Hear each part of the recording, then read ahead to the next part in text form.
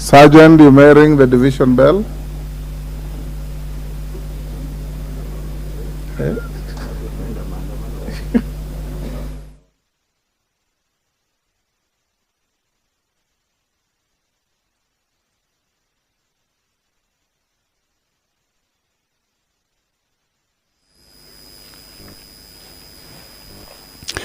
Well, the standing order of the National Assembly Standing Order 34 that talks on the quorum at the commencement of the House indicates that a quorum of the House or of a committee of the whole House shall be 50 members.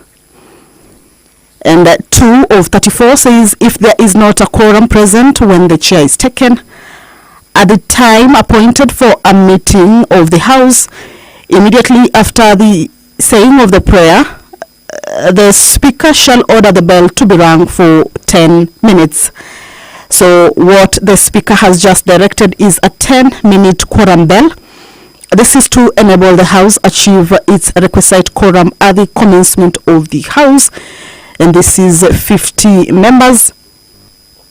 So currently is a quorum bell, and once the number is achieved, then the sergeant at arms will indicate or alert the Speaker, and the Speaker will call the House to order for the commencement of the House business. Standing Order 34-2 continues to say that the Speaker shall order the bell to be rung for 10 minutes, and if no quorum is present at the expiration of the 10 minutes, the Speaker may direct that the bell be rung for a further 5 minutes.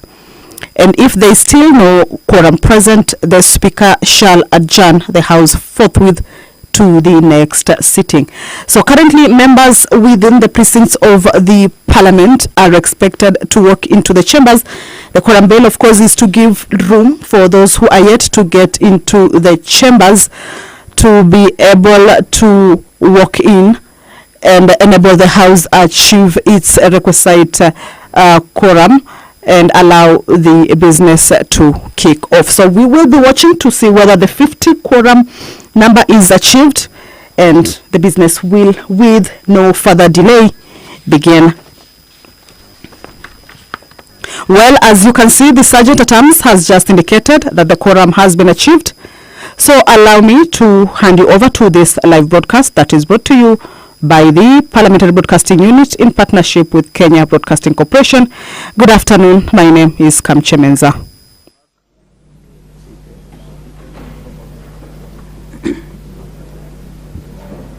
Order number 1, administration of oath. Order number 2, communication from the chair. Honorable members, I wish to introduce to you a delegation from the National Assembly. Honorable Ruku. Order. Honorable members, it's decent if you want to take calls. There are rooms behind the Speaker's seat. There are also some rooms out there where you can go and take calls. It's better that way. Honorable members, I wish to introduce to you a delegation from the National Assembly of the Republic of Zambia who are seated in the Speaker's row. The delegation comprises, when I call your name, honorable visitors, you may stand to be acknowledged. The Honorable Tuambo Elvis Mutinta, MP, delegation leader. The Honorable Sibongile Mwamba, MP. The Honorable Elias Daka, MP. The Honorable Hudson Mabeta, MP. The Honorable Davis Chisopa, MP. The Honorable Akleo Ives Aaron Danda, MP. The Honorable Tyson Simuzingili, MP.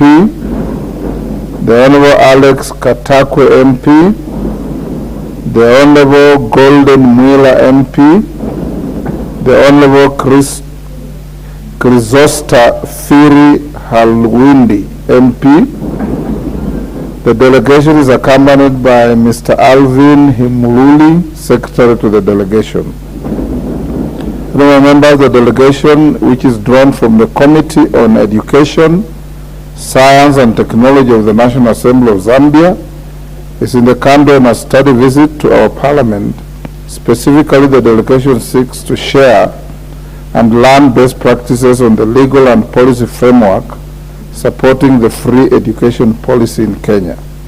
Honourable members, on my own behalf and that of the House, I wish to welcome them to the National Assembly and wish them fruitful engagements with their counterparts. Thank you.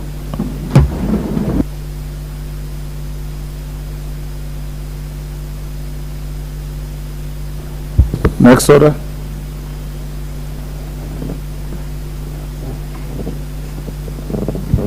Order number 3, messages. Order number 4, petitions. Order number 5, papers. Majority Leader. Thank you, Honourable Speaker. I'd like to lay the following papers on the table of the House today, Tuesday, 2nd of May, 2023. 1. Estimates of revenue and expenditure for the state corporations of Government of Kenya for the financial year 2023-2024 from the National Treasury and Economic Planning. 2. Judiciary's expenditure estimates for the financial year 2023-2024 and the medium term, and the following accompanying documents from the Chief Registrar of the Judiciary. A. Program Performance Report, PPR, for the financial year 2019-2020 to 2021-2022. B. Medium-term expenditure framework, MTF, budget report for the financial year 2023-2024 to 2025-2026. C. Program-based budget for the financial year 2023-2024 to 2025-2026. And D. Expenditure estimates for the financial year 2023-2024, 2025-2026, recurrent and development. 3. Budget estimates for the financial year 2023-2024 from the Judicial Service Commission, vote 2051. 4. Annual reports and financial statements for financial year ended 30th June 2019 from the University of Nairobi. 5. Reports of the Auditor General and financial statements in respect of the following institutions for the year ended 30th June 2022. A. National Drought Management Authority. B. Kenya Technical Trainers College. C. National Biosafety Authority. D. Kenya Meat Commission. E. Northern Waterworks Development Agency. F. Kenya Deposit Insurance Corporation. G. Deposit Insurance Fund, the Kenya Deposit Insurance Corporation. H. Staff Mortgage and Car Loan Scheme, and Kenya Deposit Insurance Corporation. I. Technical University of Mombasa. J. Bandari Maritime Academy, and K. Kenya Industrial Research and Development Institute. Thank you, Honourable Speaker. Thank you, Honourable Majority Leader. Honourable members, I have a short communication on guidance on consideration of the budget estimates for financial year 2023-24. Honourable members, Article 221 of the Constitution as read with the Section 39 of the Public Finance Management Act 2012 requires the National Assembly to consider the estimates of revenue and expenditure of the national government, Parliament, and the judiciary for each financial year. These estimates, once approved by the National Assembly, form the basis for the Annual Appropriation Act. Honourable members, as you may be aware, the estimates have since been submitted and tabled before the National Assembly as required by the law. Consequently, and pursuant to the provisions of Standing Order 235, the estimates now stand committed to respective departmental committees to consider and make recommendations to the Budget and Appropriations Committee within 21 days. The departmental committees are required to engage with the relevant stakeholders to ensure the participation of all players in the process. Honourable members, it should be noted that the Budget and Appropriations Committee is required to discuss and review the budget estimates and make recommendations to the House, taking into account the recommendations of the departmental committees, the views of the Cabinet Secretary for the National Treasury, and the general public. Honorable members, noting the importance of the budget-making process, the respective committees are required to urgently commence the consideration of the estimates. I'm aware that the clerk has made appropriate arrangements to facilitate committees to carry out this important mandate. Indeed, members will note that the House is scheduled to proceed for recess this week to allow committees to embark on this activity. I therefore encourage members to actively participate in the exercise to ensure that their views and those of their electorate are incorporated in the final national budget. The House is accordingly guided. I thank you. Next order. Yes, Majority Leader. Thank you, Honorable Speaker, for your indulgence. Honorable Speaker, following that communication, I think, Honorable Speaker, is important. I was just scanning through the House, and I think I can count not more than 5 or 6 of our committee's chairs. Honorable Speaker, as we expressed in the House Business Committee, is becoming a matter of concern now that chairs of committees are not in the House, not at the time the House rises.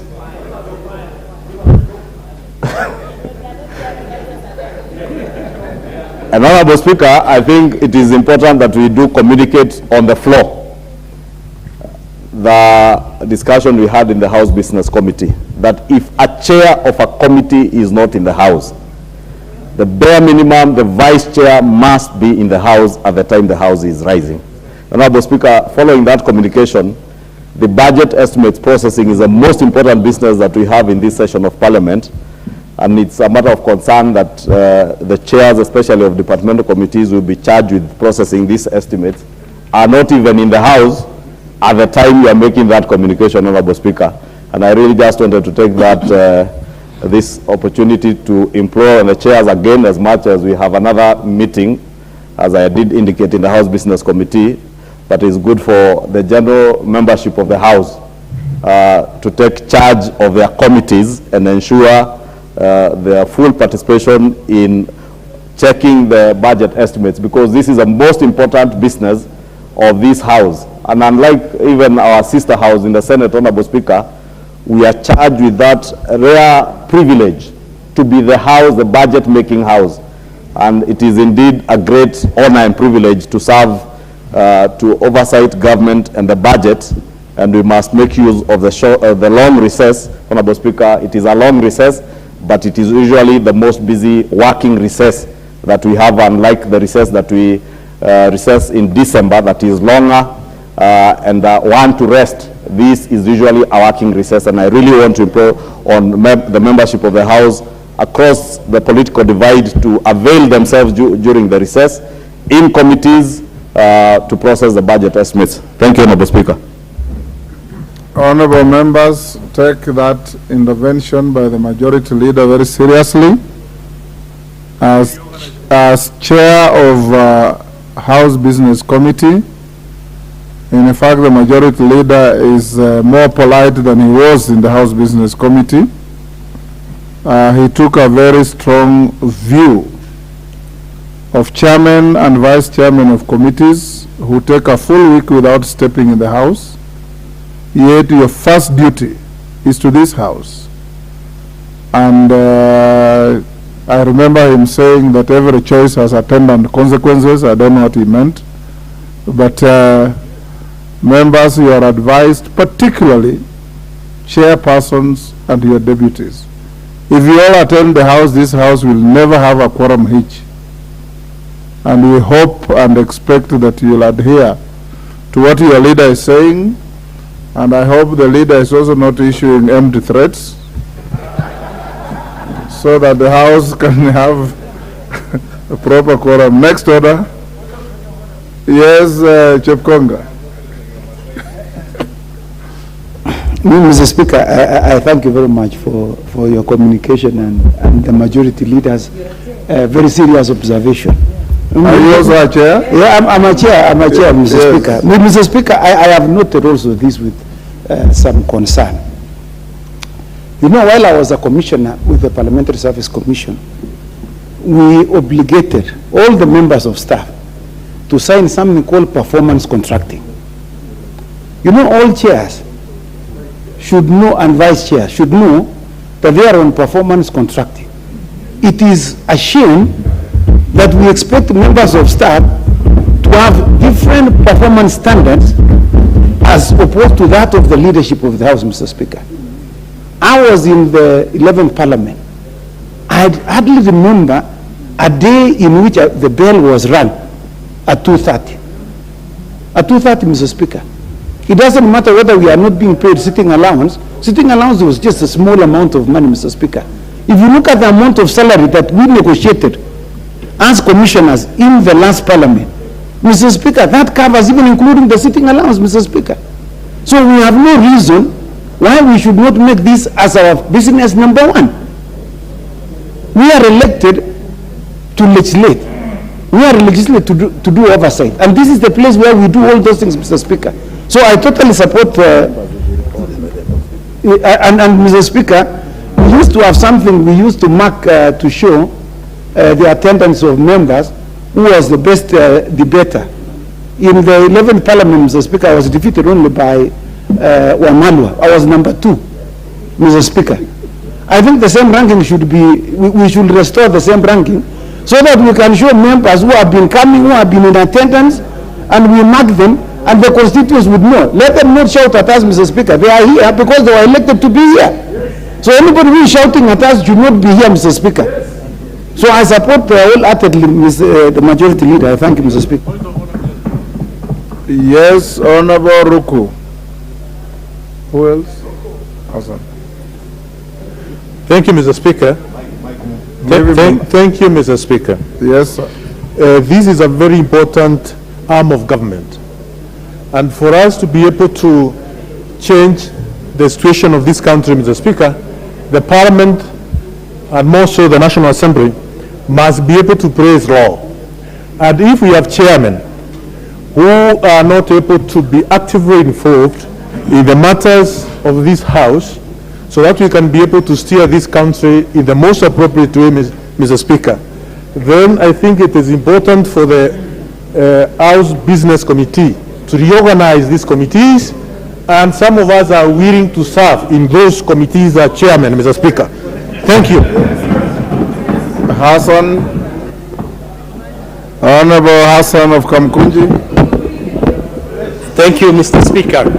I must say that I was rather surprised by the comment of Mheshimiwa Chipkonga, because I served both in the 10th and the 11th Parliament, and I don't remember any competition among members of Parliament. But he has a point in the sense that I think there is a general lethargy, there's a general lack of commitment, particularly among the younger, newer members of Parliament, some of them who have been saddled with the responsibilities,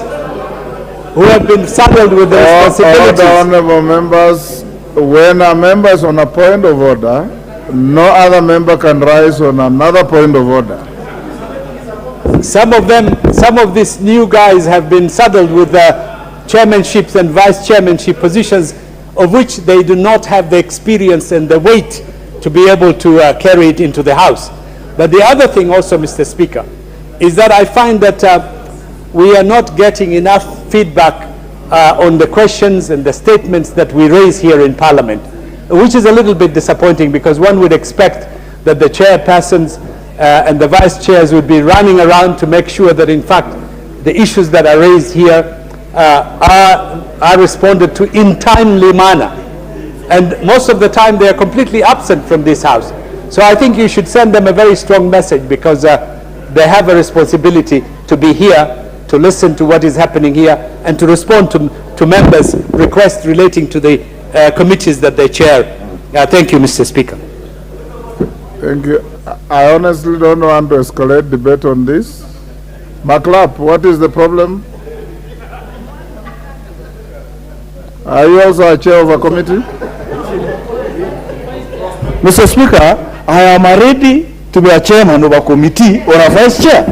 because I am loyal to the business of this house, because that is what the people of Baringo North sent me to come and do here as a speaker. And it is also wrong for the Honorable Kamukunji to impute members that new members have no knowledge and experience. As he checked our background, where we went to school and what we have been doing, we could be even more experienced than the other members who have been here, who are unable. The fact that they are not attending and they are vice chairman shows that they are incompetent. And we support our majority leader to replace them and give us an opportunity to serve this country. Thank you, Mr. Speaker.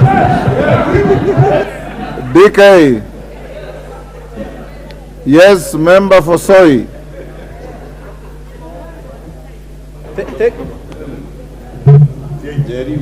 There is a mic next to you. Okay, thank you, Mr. Speaker. I think it is very wrong for the member of parliament from Kamukunji to impute improper motive and say that the new members need to be coming here to learn. If there are members that have been coming in this house religiously, are the new members. It is only that we are always not given the opportunity and the chance to speak in this house. So when you are not given the chance to speak in this house, you have so many other business that you can do. But I can assure you, Chair, if we are given opportunity, we shall be in this house religiously every time there is the business of this house. So it is very improper for... Sorry, you are not right. Members come to this house. You know, we are so many. Not everybody can speak every day. And the same way as you are speaking, the rest of your colleagues are listening to you. You also have a duty to listen to those who are given an opportunity to speak. I do not know of any other duty you have when the House is sitting other than being in this chamber. If any member is going to hawk some wares out there at the expense of being in the House, then you are letting down your electorate. I encourage each one of us, honorable members, when the House is sitting, there is nothing better than being in this House. You are free airtime, you are televised, you are given publicity, your constituents are watching you on YouTube, they are watching you on their telephones, they are watching you on TV, and assessing you for the next assignment. Yes. So I encourage you, honorable members. Yes, Mwenje. Thank you, Honorable Speaker. I just want to note that the Honorable Member for Kamukunji did not say that first-timers and new members. He might have used the term some, and there are some who have failed us. And I want to agree with my colleagues on the other side that they should be given those positions. But I also want to encourage the leader of majority that the people who are failing you are your members. We are here, they chair the committees. So share them with the members who are there, and when you're done, we are seated here. You can give me a departmental committee, I'll not let you down. Thank you, Honorable Speaker. Honorable Mwenje, there are also chairmen and chairpersons on your side of the House who are not here. Yes. Njeri, you will be the last. Honorable Speaker, thank you. I want to correct the Honorable Member for Kamukunji. We are young members, we're here, Honorable Speaker, and perhaps correct my colleague that we also get a chance to contribute to this House. I'm one of the young members who have been contributing on this floor. And Mr. Speaker, there are a lot of people to learn from. So I don't know what the old members are telling us that we should be here to learn when they're not even attending. And we are ready to take the leadership of those departmental committees. Young members are ready, and we will always be here to support the agenda of the House and represent our constituents. Thank you, Mr. Speaker. There is a member waving his hand uncontrollably. Who is he? That is the women rep Kisi. Yes, Mheshimiwa? Mike. You have it. Okay. Thank you, Mr. Speaker. When we come to Parliament, Mr. Speaker, we leave everything back, like being new member, being old member. That's why all of us probably are even in the same salary scale. We articulate issues depending on what ails us, not how long you've been in Parliament. we should not use that thing of your new member, you've not been here, in order to share any committee. When you look at me, Mr. Speaker, I'm very capable. That's why I share issues that affect Kisii County, issues to do with FGM, which we've not been hearing for a long time. So, Mr. Speaker, we are very capable and ready. What we need is that opportunity. Thank you very much, Mr. Speaker. Thank you. We'll leave it there. Honorable members, order. Majority Leader, take your seat. Honorable members, take your seats. Honorable Maluli Njendi, that is not where you should be. Take your seats so that we have order in the House. Honorable Women Rep for Kisii and those members who are new, there is no harm in being called a newcomer. Definitely, even within the rank and file of Parliament, we have veterans, we have the fathers and mothers of the House, we have ranking members, and we have fresh men and women. There's absolutely no harm in even comparable jurisdictions. They will always have ranking members versus new arrivals. What is important is what you do with the space you have in this House. So I encourage you, I've seen you, the lady from Kisii, you are very active, and I encourage others to be active, but don't be embarrassed to be called a new member, because you are a new member. It's not a... So the member for Kamukunji was not out of order at all. Next order. Order number 6, notices of motion. Do we have any? Yes, Honorable Caleb Amisi. I'm here, Bwana. Honorable Caleb Amisi. Thank you, Mr. Speaker. Honorable Speaker, I beg to give a notice of the following motion, that aware that the first aid training is a key component of emergency medical response, EMR. Further aware that first aid response promotes a safer and healthier community by reducing accidents and injuries, noting that lack of first aid training and skills among the general public has contributed to the aggravation of preventable injuries and accidents, which in some cases has led to loss of lives. Further noting that the current education system does not include first aid training as a compulsory subject in the curriculum, which deprives students of essential knowledge and the skills necessary for their personal safety and that of persons around them, acknowledging that it is critical to equip students with the ability to assess and handle day-to-day emergencies in schools and at home. Now, therefore, this House urges the national government through the Ministry of Education to develop and implement a comprehensive first aid curriculum for schools across the country. Thank you, Mr. Speaker. Thank you, Honorable Amisi. Next order. Order number 7, questions and statements. Honorable Silvanos Osoro.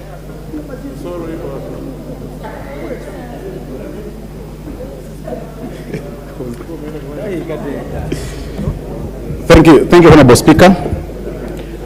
Honorable Speaker, pursuant to the provisions of Standing Order number 43, I wish to express my deep concern over the recent closure of Nduru Level 5 Hospital in South Mugrango constituency that is within Kisii County, and its devastating impact on the residents of Kisii who depend on this critical health care facility. Honorable Speaker, it is disheartening to note that Nduru Hospital, which was built by the government in partnership with the World Bank, has been closed for almost 3 weeks, causing immense suffering to the people of Kisii County. Honorable Speaker, on 12th of April 2023, the county government sought to transfer medical equipment from the hospital to a different healthcare facility, but members of the local community protested the move by the county government to transfer equipment outside of the sub-county. The incident, Honorable Speaker, resulted in some of the personnel being injured and subsequently led to the closure of the hospital due to safety concern. As a result, the other medics at the hospital were instructed to down their tools and the facility was indefinitely closed. Honorable Speaker, whereas the national government acted swiftly in restoring security, the hospital remains inoperable. This has adversely affected the most vulnerable who have a difficult time accessing healthcare services, being the only hospital within the sub-county. It is imperative that the county government works with the national government to ensure the reopening of the hospital and the resumption of medical services as soon as possible. Honorable Speaker, the national government recognizes the critical role that the healthcare workers play in our society and has provided the necessary security and the support needed to carry out their duties. Honorable Speaker, action has been taken by the national government to restore security in the area, and I therefore implore on the county government to prioritize the health of our citizens and take prompt action to address the hospital's prolonged closure. Thank you, Honorable Speaker. Thank you, Honorable Soro. I have a request by a few members to comment on this. The first one is Mother Wangari. She's walked out. Shikati Dr. MP Tongaren.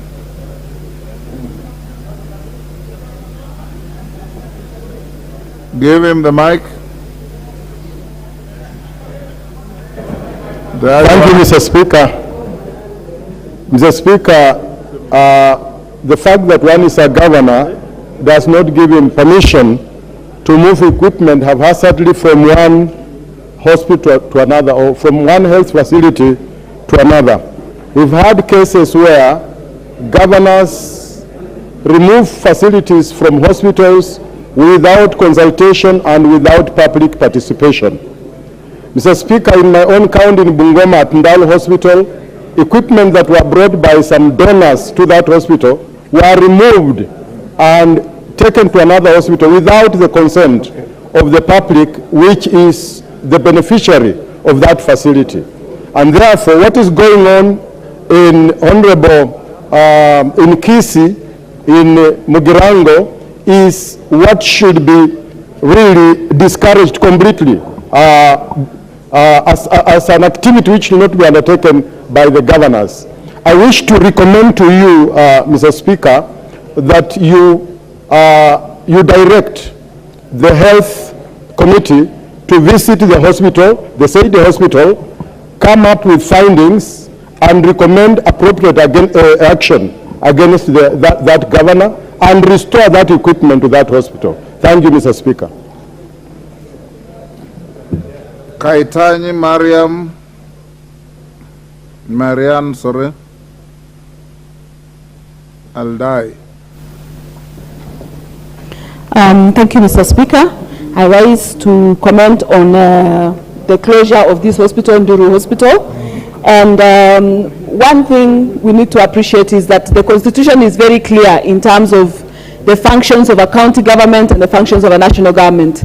The functions of a county government requires that health services are provided to the people, and by closing a hospital, you are then denying those health services to the people of that particular area. Article 43 of the Constitution is very clear in terms of provision of economic and social rights, and especially giving high standards of health services. And if a county closes a hospital, then the people in that area will not be able to access services that are ideally supposed to be accessed by them, because the facilities and the resources have been provided. If security is required, and in this case we know that security has been provided for the area, the hospital cannot close. And I therefore feel that the county government has been negligent and decided to move medical facilities and force practitioners not to go to the hospital. We urge that this hospital be opened, and the Health Committee of Parliament to investigate this matter and actually ensure that the services that these people of Nduru require get those services. I thank you, Mr. Speaker. Doris Donya. Women Rep Kisi. Thank you very much, Mr. Speaker. As you all know, health is very fundamental. A building is structured somewhere for doctors to work in and for patients to visit for treatment. Apart from what is ailing Nduru level 4, this could be a clear mandate to the health committee to visit all county hospitals and know what takes course. The issue of patients still sharing beds, Mr. Speaker, is very common. The issue of having less staff in our hospitals, very common. I've come to learn that in Kenya, when something blows up or it's aired through media, that is the time investigation begins and people of that particular area are assisted.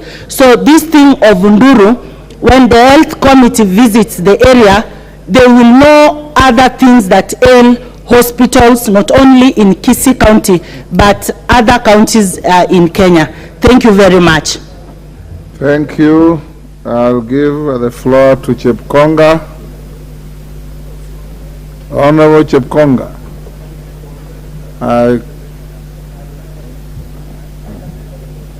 Had you queued in to speak to this? Statement by Osoro. I see your name here. Okay, forfeit the chance. Yes. You look at C.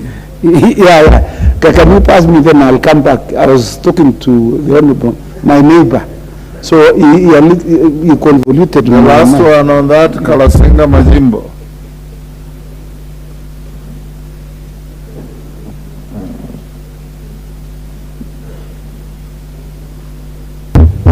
Thank you very much, Mr. Speaker.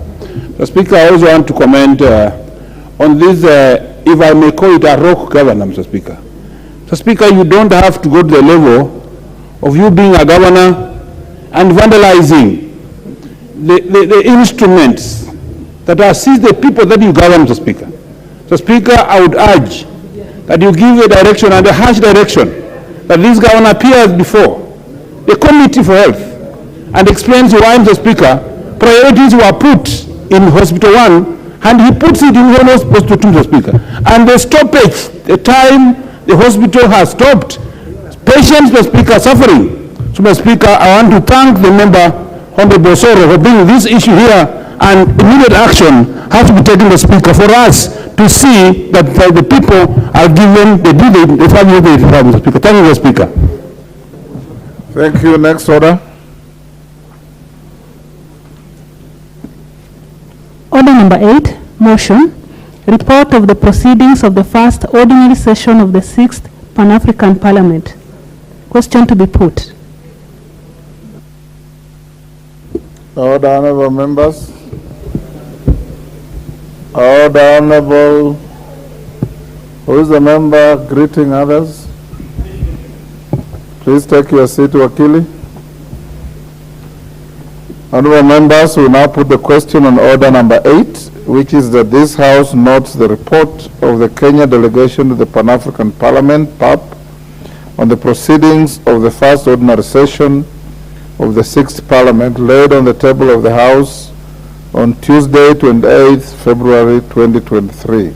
As many as of that opinion say aye. Aye. Will those of the contrary opinion say nay? The ayes have it. Next order.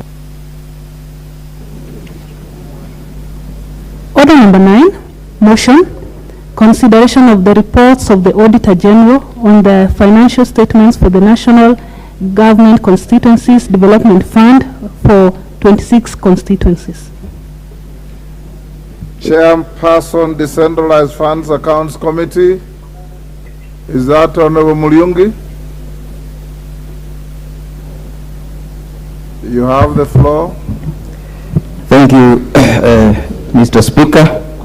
Honorable Speaker, I beg to move that this House adopts the report of Decentralized Funds Accounts Committee on the consideration of the reports of the Auditor General on the financial statements of the National Government Constituencies Development Fund for 26 constituencies.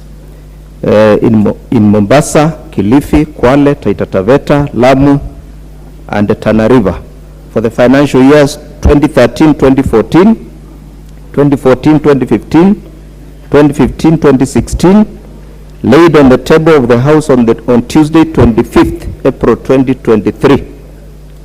Mr. Speaker, sir, oversight of a national revenue and expenditure is amongst the roles of the National Assembly as stipulated under Article 95(4)(c) of the Constitution of Kenya 2010.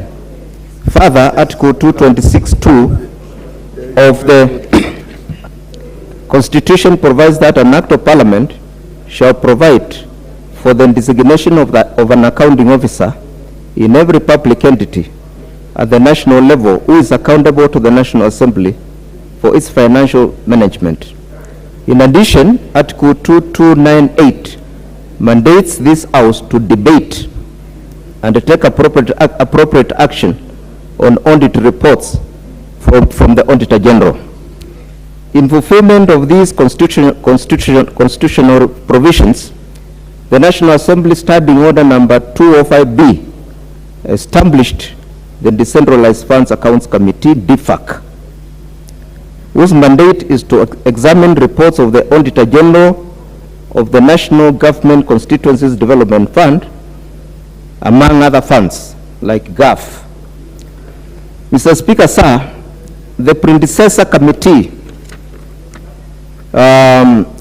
Special Funds Accounts Committee, SPAC, in the 12th Parliament prepared the 11th report of the audited financial statements of the National Government Constituencies Development Fund for 26 constituencies in the counties of Mombasa, Kilifi, Kwale, Taita Taveta, Lamu, and the Tana River for the financial years 2013-14, 2014-15, and 2015-16, after receiving evidence from the Chief Executive Officer of the National Government Constituencies Development Fund and the fund account managers of the fund.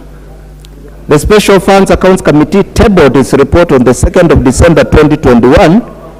However, it was not debated by the 12th Parliament. For this reason, the Decentralized Funds Accounts Committee, DFAC, which is a successor of SPAC, in its 7th sitting held on 28th February 2023, resolved to revive the matter from the exit report of SPAC by considering the report with a view to present it to the 13th Parliament for consideration and adoption, which I'm doing today. Mr. Speaker, sir, Madam Speaker, I didn't know there was a changeover. Madam Speaker, the committee considered the report in 3 sittings that were held on the 28th of February 2023, 16th of March 2023, and 11th of April 2023. The report highlights what was previously examined and tabled before the House by SPAC in the 12th Parliament. The committee reviewed the queries, observations, and recommendations from each constituency. In its sitting held on Tuesday, 11th April 2023, the DPAC committee unanimously adopted the report without amendments. Overview of the report. Madam Speaker, this report highlights what was previously examined and tabled before the House by SPAC in the 12th Parliament. The committee reviewed the audit queries, observations, and recommendations from each constituency, proposing course of action in response to matters raised by the Office of the Auditor General. The SPAC, in its 11th report, subsequently adopted by DPAC, made specific observations and recommendations arising from the audit queries regarding 11 constituencies, namely Likoni, Kisahuni, Nyali, Jomfu, Bura, Lamu West, Taveta, Mwatate, Nganze, Kilifi North, and Malindi. It recommended that investigations of some issues by competent agencies against specific officers of the NGCDF. In addition, the NGCDF board was tasked to follow up on some issues mentioned in the report. In 15 constituencies, which I've mentioned, in 15 constituencies, namely Muvita, Changamwe, Msambweni, Lungalunga, Matunga, Kinango, Gazen, Garsen, Galole, Lamu East, Udanyi, Voi, Kaloleni, Kilifi South, Mangarini, and Rabai, the committee made observations and recommendations that relate to policy issues, non-compliance with existing laws, and non-adherence to the International Public Sector Accounting Standards Framework, IPSAS.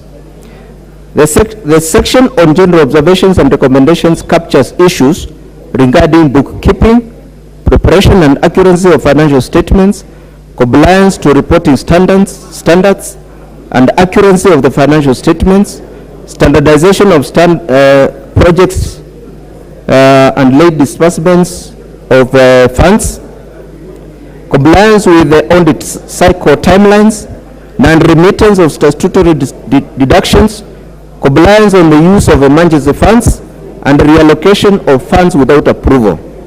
The report makes recommendations to address the issues raised, some of which I beg to highlight in this report.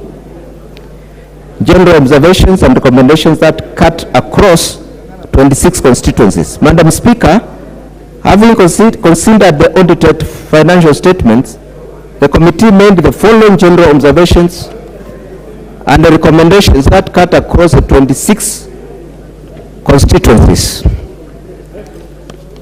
Number 1, late disbursement and underutilization of funds. Madam Speaker, the committee observed that there was underutilization of funds in different constituencies due to late disbursement of funds by the board and the National Treasury, hence rollover of funds from the subsequent years due to late receipts.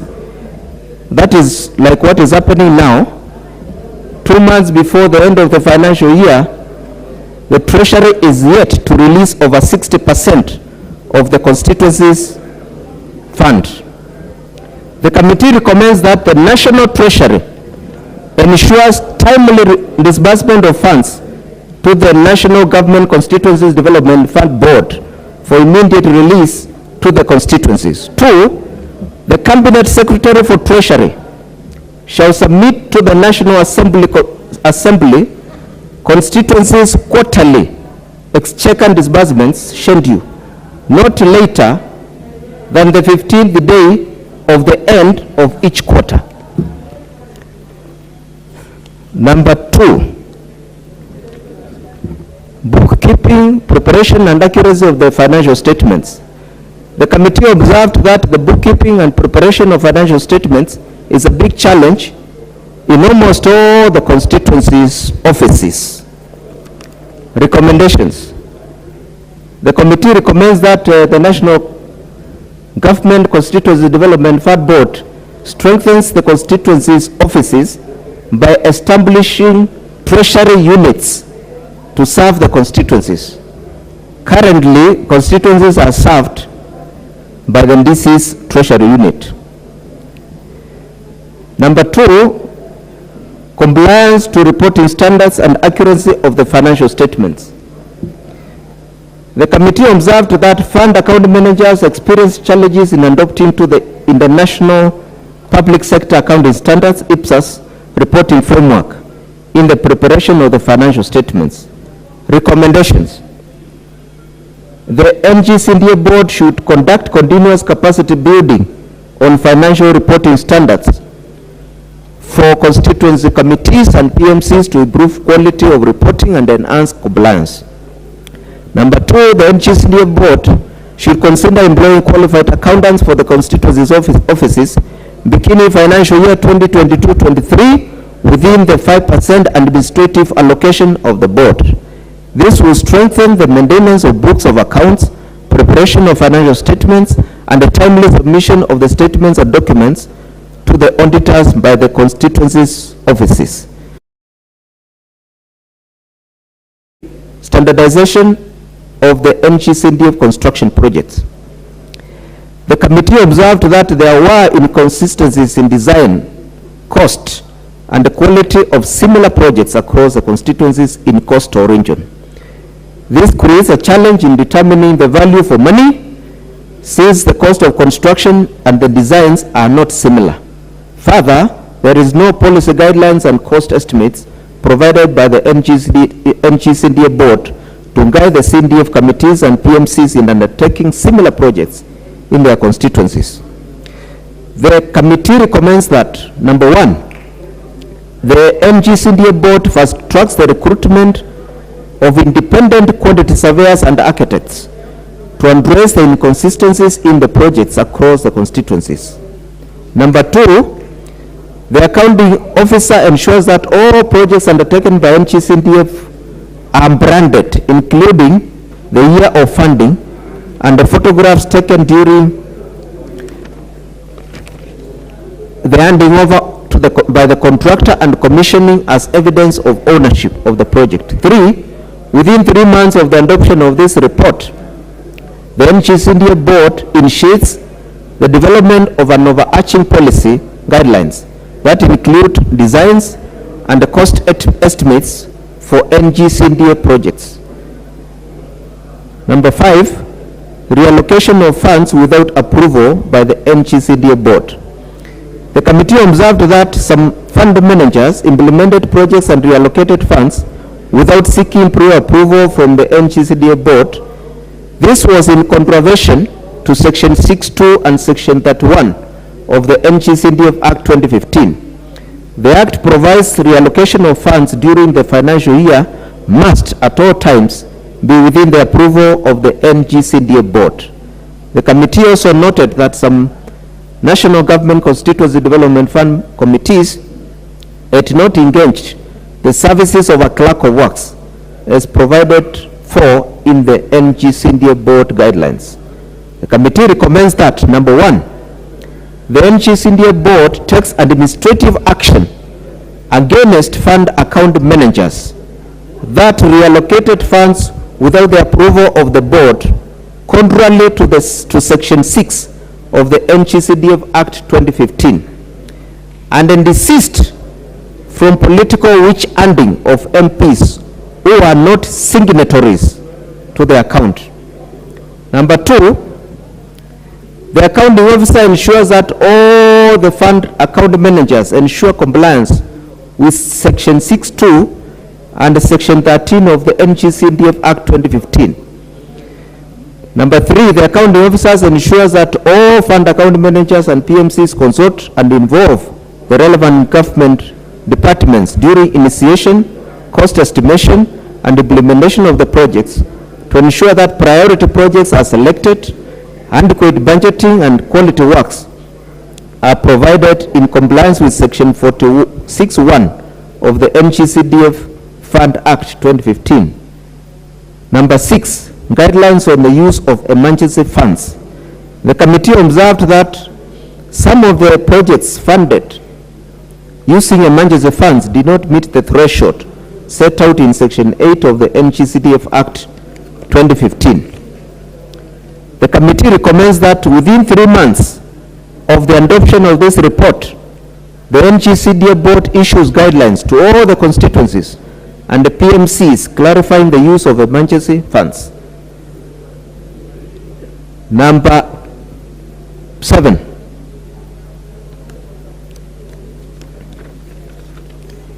Non-remittance of statutory deductions.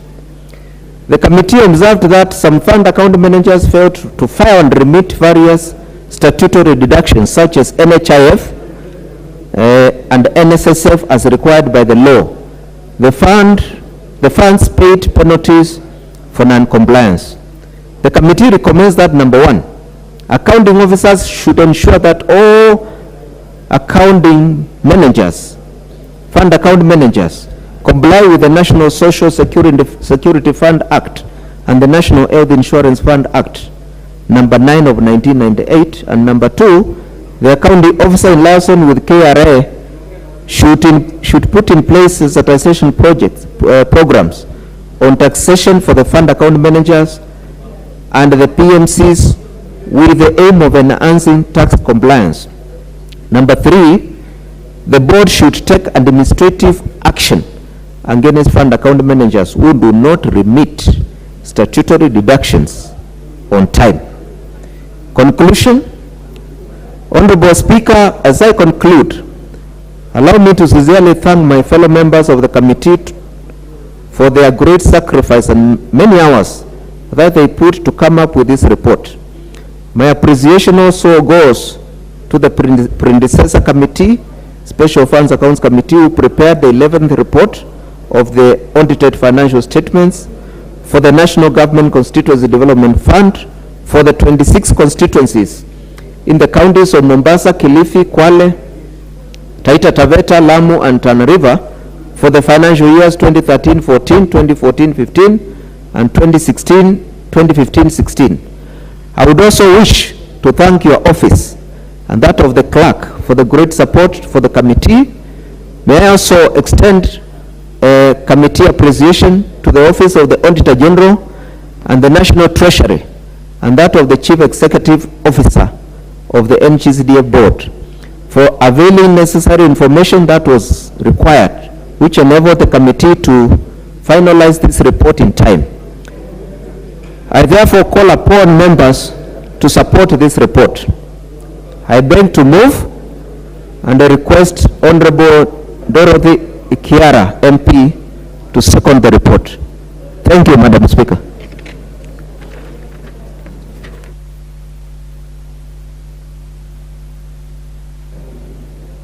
Proceed. Give her the mic. Have the mic. Thank you, Madam Speaker. Honorable Speaker, I rise to second the motion on the financial statement for the National Government Constituency Development Fund.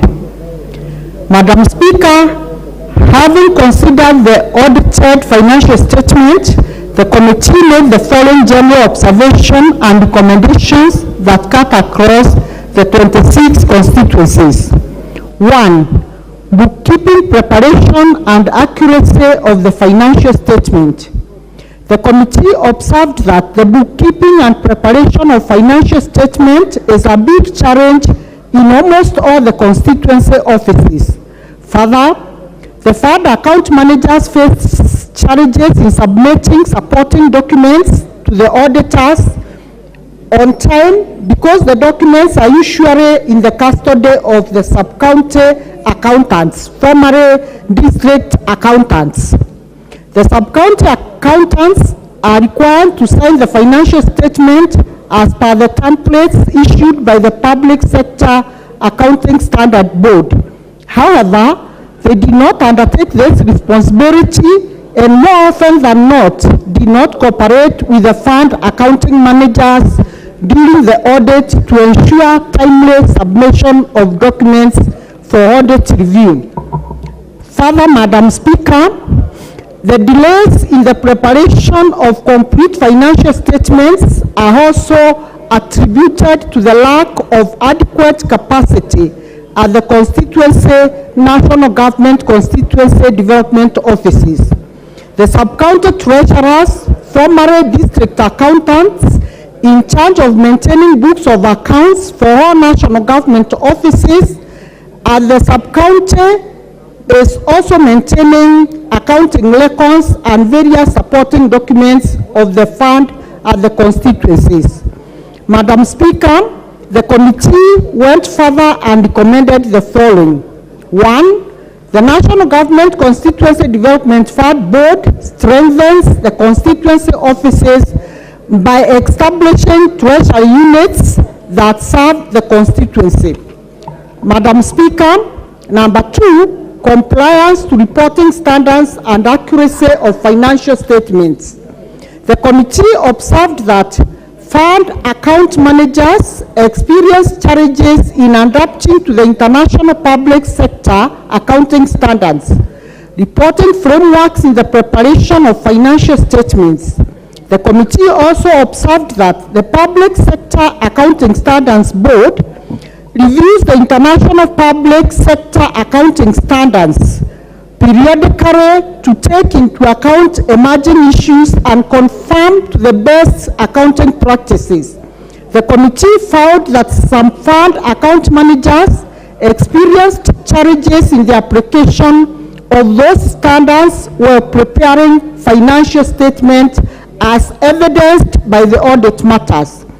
Finally, Madam Speaker, the committee recommended that the National Government Constituency Development Fund Board should conduct continuous capacity building on financial reporting standards for constituency committee and the PMCs to improve the quality of reporting and enhance compliance.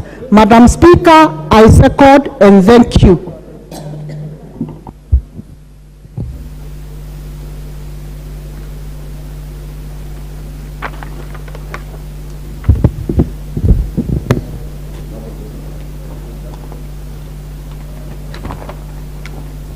Honorable members, I propose the question that this House adopts the report of the Decentralized Funds Accounts Committee on the consideration of reports of the Auditor General on the financial statements for the National Government Constituencies Development Fund for 26 constituencies in the counties of Mombasa, Kilifi, Kwale, Taita Taveta, Lamu, and Tana River for the financial years of 2013-2014, 2014-2015, and 2015-2016, laid on the table of this House on Tuesday, 25th April 2023.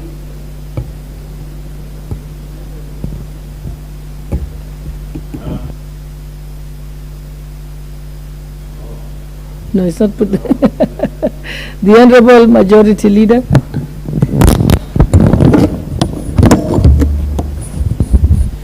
Thank you, Honorable Speaker. I rise to support this report by the Committee on Decentralized Funds, the Decentralized Funds Accounts Committee. Honorable Speaker, let me begin by thanking the Chair, the Honorable Mulingi, for this very timely report that covers, I think, almost 10 counties, I think, 5.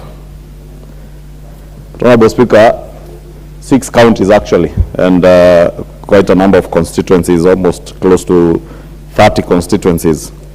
But Honorable Speaker, just as we are talking about the participation of chairs and vice chairs in the House, you know, it is good that when we are debating a report like this, that the members of those particular constituencies are also in the House.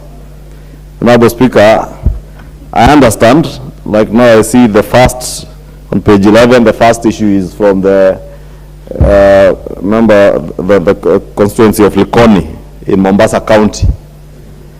Honorable Speaker, you may understand that the member for Likoni might be busy elsewhere, but I think the people of Likoni constituency elect us, and not just Likoni, the people of Kenya elect us as members of parliament to come represent them, but more importantly, to oversight government on their behalf.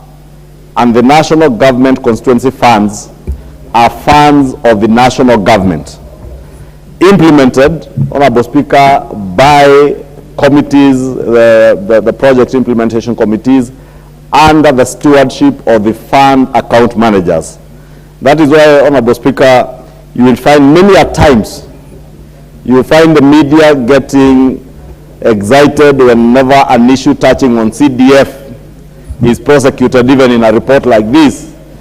And many people imagine that this is a matter you can persecute and prosecute the member of parliament for that particular constituency on. Whereas we bear the bigger responsibility of oversight in these funds, we as members of parliament are not the implementers of projects. And therefore it's rather important that when reports like this are in the House, the member of parliament who is charged with the responsibility of oversighting these funds on behalf of the people of the constituency they are elected in are here, Honorable Speaker, to speak to the issues that have been raised by the Auditor General and looked into by the committee of this House that has interrogated all these reports, Honorable Speaker. And I must say it's rather embarrassing and assuming that a number of us have found it better to be out there in the streets in Maandamano, I don't know over what, Honorable Speaker, demanding we open servers that the people in the streets have no keys for, whereas we should be demanding that the money that was allocated to your constituency is properly utilized for the benefit of your constituents. But you have abdicated that responsibility and gone to the streets, Honorable Speaker. And therefore, we must encourage the members, Honorable Speaker. And if you allow me, because it is all the constituencies in Mombasa County, Honorable Speaker. I don't think I see any member from Mombasa County, even one, in the House today. Kwale County, Honorable Speaker. Again, looking around, I don't see a single member from the county of Kwale in the House. Tana River. Honorable Speaker, even before I go to Kilifi, the Honorable Mboko is asking even the member who represents Shakahola. He is not in the House, in Kilifi County. And it's true. The member for Malindi constituency is not in the House. And Magarini. And even Rabai, only the member of Kilifi North was here. And Honorable Speaker, Taita Taveta County also. Lamu County, which has only 2 members of parliament. I think I've seen the Honorable Rueda was here and Honorable Mudhama was somewhere there. At least those 2 are there. Honorable Speaker, we need to encourage all our members to be present. And going to the substance of the report, Honorable Speaker, for instance, and maybe clarifications I would be seeking from the chair on the move of this report. If you look at the issues that were raised in relation to Likoni constituency, in the committee observations, the committee observed that the fund account manager provided a satisfactory explanation to the committee.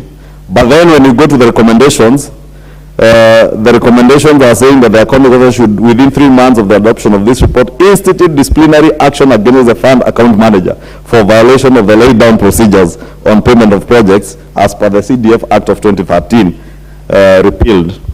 And therefore, Honorable Speaker, I was just wondering, maybe the speaker in, the mover, the Honorable Mulungi, when replying, he would probably appraise the House as to why that seems to be contradictory, because if the fund account manager provided a satisfactory answer to the issue that have been raised by the auditor, I would expect then the recommendation should not be adverse against the fund account manager. And I hold no brief for the fund account manager, but I am a believer as an accountant and as a former auditor, Honorable Speaker, in the right of reply and actual prosecution of issues in the right manner, especially when it comes to accounting issues, because accounting issues are, you deal with facts and figures, and therefore, if the committee was satisfied with the explanation that was availed by the fund account manager, I do not think then the committee should recommending that the disciplinary action be taken against that particular fund manager. And I must say, I really don't know who the fund manager is. And that's why I was saying, I hope the member for Likoni would have been in this House today to tell us what are the issues. Honorable Speaker, many other issues have been raised in this committee's report relating to how our fund account managers manage the resources that have been dedicated to our constituencies. And I want to encourage all the members of this House to take time to offer meaningful oversight over your CDF monies. Because at the end of the day, as much as we are saying here, we are not the implementers of these projects. We bear responsibility as the people who oversight these resources. And the people back in our constituencies have entrusted us with that responsibility to provide meaningful oversight. And I really want to encourage members, please do not get involved with the day-to-day micromanagement of your NGCDF. Offer meaningful oversight. Because when you get engaged in the day-to-day running of your CDF, in terms of micromanaging, then you become conflicted and you're not in a position then, and you lose to offer meaningful oversight, and you consequently lose the moral authority to even critique issues, avoid issues touching on procurement, allow due processes under the Public Procurement and Disposal Act of 2015 to take charge.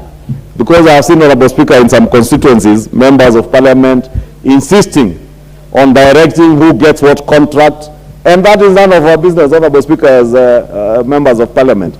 And I want to confirm, Honorable Speaker, for the time I have oversighted my NGCDF funds in Kikuyu, I have never had the opportunity, even at the time when I joined this house in 2013, when we sat in NGCDF committees, the then CDF committees, when we were patrons of CDF, I purpose not to ever sit in that committee to deliberate on procurement issues, and I purpose that I will be there to offer meaningful oversight. And I believe the people of Kikuyu constituency have enjoyed my term as Member of Parliament from 2013 in being able to roll out development projects that have given value for money, because I have been there to offer proper and meaningful oversight over the committees that we elect to implement these projects. The Honorable Speaker, the Honorable Chepkonga is reminding me that indeed in my first term in Parliament, Honorable Speaker, because of purposing to offer proper and meaningful oversight of NGCDF, the people of Kikuyu appreciated what I had done and elected me unopposed as the first Member of Parliament to be elected unopposed under the 2010 Constitution, Honorable Speaker. And I really want to encourage even our new members to learn from those of us who have been there and those who have been ahead of us, to ensure that your funds at the constituency are properly managed. And to ensure that is done, you can only do that if you offer oversight. And when you do not get involved into deciding what money goes to what projects, which contractor will get what classroom, what contractor, even with your carer funds, the constituency carer funds, allow the CRC committee and the CRC officers on the ground to implement projects without necessarily meddling, especially in the procurement processes. Honorable Speaker, we have seen many members of parliament being charged in courts over procurement issues that we should never involve ourselves in. And therefore, I want to encourage all members of parliament in this 13th assembly to ensure that what we are doing is in line with the NGCDF Act, is in line with our constitution. Let us offer our oversight role. Let us represent our people. And in representing our people in NGCDF matters, we begin by getting involved in the public participation exercises, which directs where you shall take your money to in terms of project implementation. Allow your people in the constituencies, because they have entrusted you as your leader, allow them the opportunity to propose projects and be there to moderate and offer leadership in the prioritization of those projects, but don't seek to be the one to always direct that this money must go to this village, because probably it's the village you come from or the village you have married from. Allow balanced implementation of projects across the constituency. Whether people voted for you or they did not vote for you, do not sideline any part of your constituency because you think you did not get enough votes from that particular area. Balanced development across the constituency pays off at the end of the day, and people will be able to see a difference between now when you are the Member of Parliament and probably the person you succeeded or your predecessor. Therefore, I just want to encourage members, Honorable Speaker, to also take time to review what your committees are doing. Take time to get involved. Don't send your fund account managers and your constituency office managers to give bursaries on your behalf. Be available on the ground to give out those bursaries. Do not allow your fund account manager and your constituency manager to be the ones to go and commission projects on your behalf. They will commission the next election before you commission your campaign for you or on your behalf. And we have seen instances where fund account managers, constituency office managers, succeed their members of parliament because their members of parliament were never available on the ground, and therefore the people get accustomed to the constituency office managers and the fund account managers being the ones doing the work, and they tend to believe it is the work, and they fail to understand that it is you who takes your time in this house to appropriate resources, adequate resources into NGCDF. And you are the one who oversights and ensures that those committees and even your fund account manager, your constituency manager, are indeed implementing projects that are in the interest of the people that have elected you. Honorable Speaker, I want to also ask particularly the members of these 6 counties to not only participate in maandamano, because I know many of them are busy in maandamano, but to take time.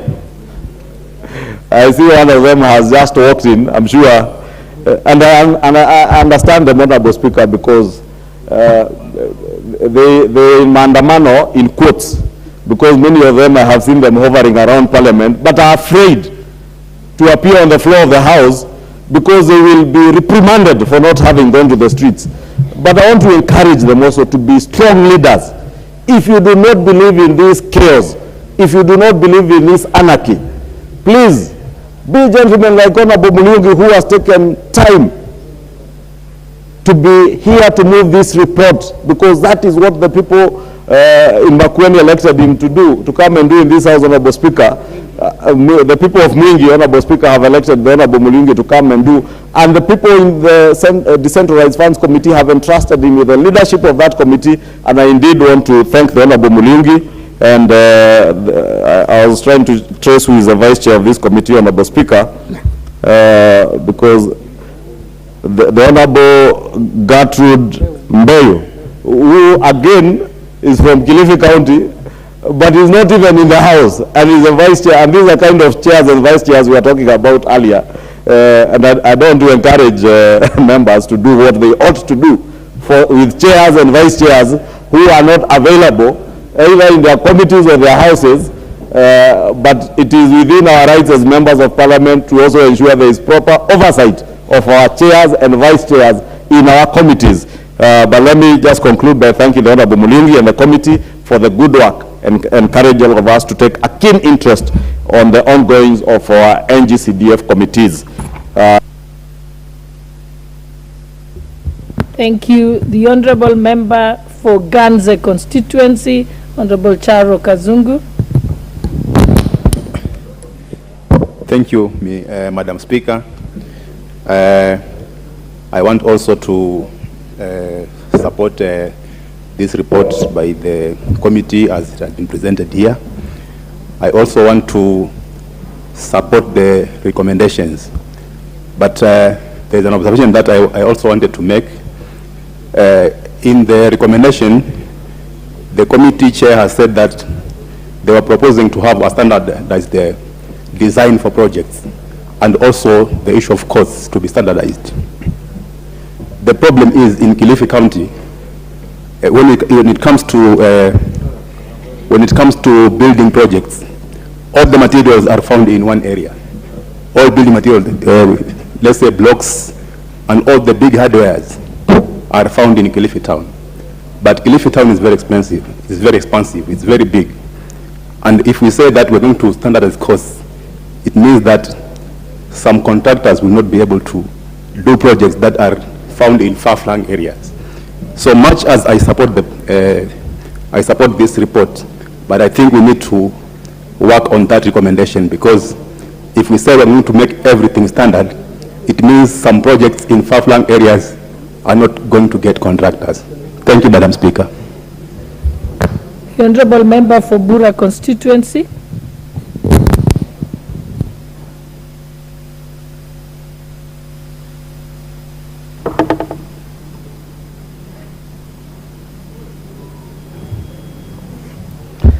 Thank you, Madam Speaker, for giving me this opportunity to contribute. I want to thank also the committee for the good work they have done. And in that breath, I wish to correct the sentiment by the majority leader the blanket condemnation and the blanket assumption that any person who comes from that county is involved in the maandamano. I think I reported to this house earlier than the majority leader, but I just stepped out to go and get this important document. Having said that, the constituency, my constituency, Bora constituency, I have seen that there is one issue on the unauthorized withdrawals to the tune of 2.8 million. I have gone through the committee's observation and the recommendation by the committee. I wish to inform the House that it is prudent for us to ensure that there is value for money and there is proper evaluation of any project that is done. And one critical thing that we need to understand is that when I came into the office, I had a meeting with all involved to ensure that everybody who works in that constituency should ensure that they adhere to the rules and the regulations and play by it. But my observation within this 7 months in office is that the NGCDF board need to do proper education. And I am happy that after raising several concerns with them, at least I'm informed that next week they are doing some kind of training for officers. And that is very proper, because sometimes someone might be doing or might be working against the law without the knowledge of that person. So I ought to encourage, and I want to encourage the board to ensure that they properly invest in educating these board members. Because once a board member is illiterate or doesn't know about what is to do, he might be caught while doing what is not expected of the law. So I want to encourage the board to ensure that there is periodic education of the board members. So I wish to thank you, Mr. Speaker, sir. Thank you. The Honorable MP for Teso South, Mary Emasi.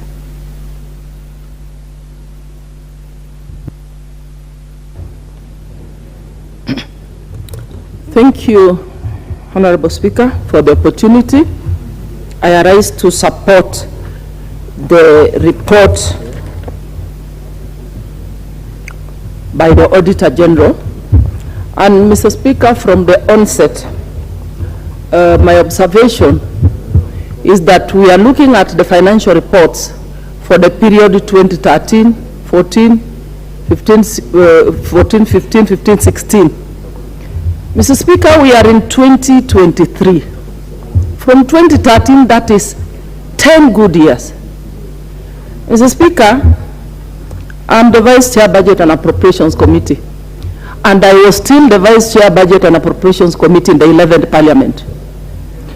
And I remember very well that the Auditor General did appear before our committee, and they requested for additional funding, citing challenges of underfunding, inability to hire more auditors for them to be able to give us timely reports, and many other challenges. And I remember vividly well, we did enhance the budget of the Controller and Auditor General. But Mr. Speaker, it's sad, I'm surprised that we are looking at reports 10 years later. This delays implementation of the recommendations, it delays corrections, and I think, Mr. Speaker, we should also be looking at the report of the Auditor General after the audit. This House did approve the procurement of independent auditors to audit the Office of the Auditor General, so that we can be told what else is still ailing the Office of the Auditor General.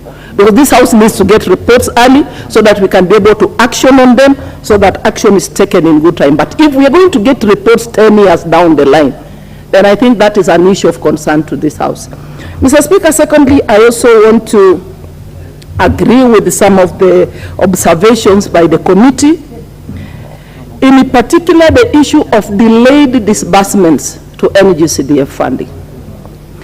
And even looking at today, just this financial year, we are 3 months to the closure of the financial year, but members have not even received half of the allocation to the constituencies. So this is a concern, and I think and I want to support the recommendation that National Treasury should give us a schedule of when disbursement will be made to the board and to the constituencies, so that we are able to get this money on time and we are able to implement our programs and projects in our various constituencies.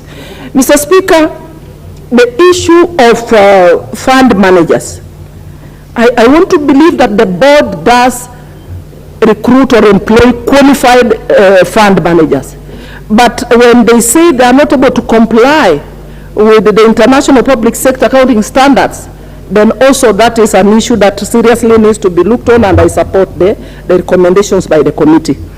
And also when it comes to the presentation of the documents and efficiency in terms of processing and implementing our programs, there are serious delays as cited. Some of the accountants that have been posted by the National Treasury, I think, have a lot on their table. They are actually attending to all the departments, government departments within the sub-counties. So I think probably they have too much on their tables, and I think I would support the proposal that National Government Constituency Development Fund Board should be able to employ their own officers, surveyors, architects, accountants, so that then they are audited by the Auditor General, to be able to give us timely services in the constituencies to allow faster and efficient implementation of projects. Mr. Speaker, as I conclude, I also want to echo again some of the recommendations that have been given with respect to the issue of with respect to the issue of the management of these funds. Mr. Speaker, the delays occasioned by the reasons that have been given actually have led to low absorption or sometimes non-absorption of the funds. If the funds are received late, then you have to carry them forward to the next financial year because of the delays occasioned by the reasons that have already been cited. Mr. Speaker, thank you for the opportunity. I support the report by the committee. Thank you.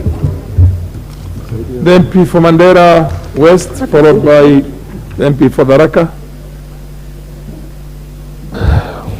Thank you, Mr. Speaker, for this opportunity. I stand to also give my inputs into this report, in that it is actually shame to find out the report, the financial audit of a whole region. The whole region, all the constituencies in a whole region is questionable. It is very unfortunate, and I hope as the others will come, we shall see some improvement where, at least in a region, there are some questionable and others not questionable. But the issue here is the way the CDF fund is being appropriated, the way it is released, and the way it is managed by entities who are not part of this CDF system. For example, the district accountant for every sub-county or constituency is the sole AIE holder, and is the one who keeps all the books of the CDF.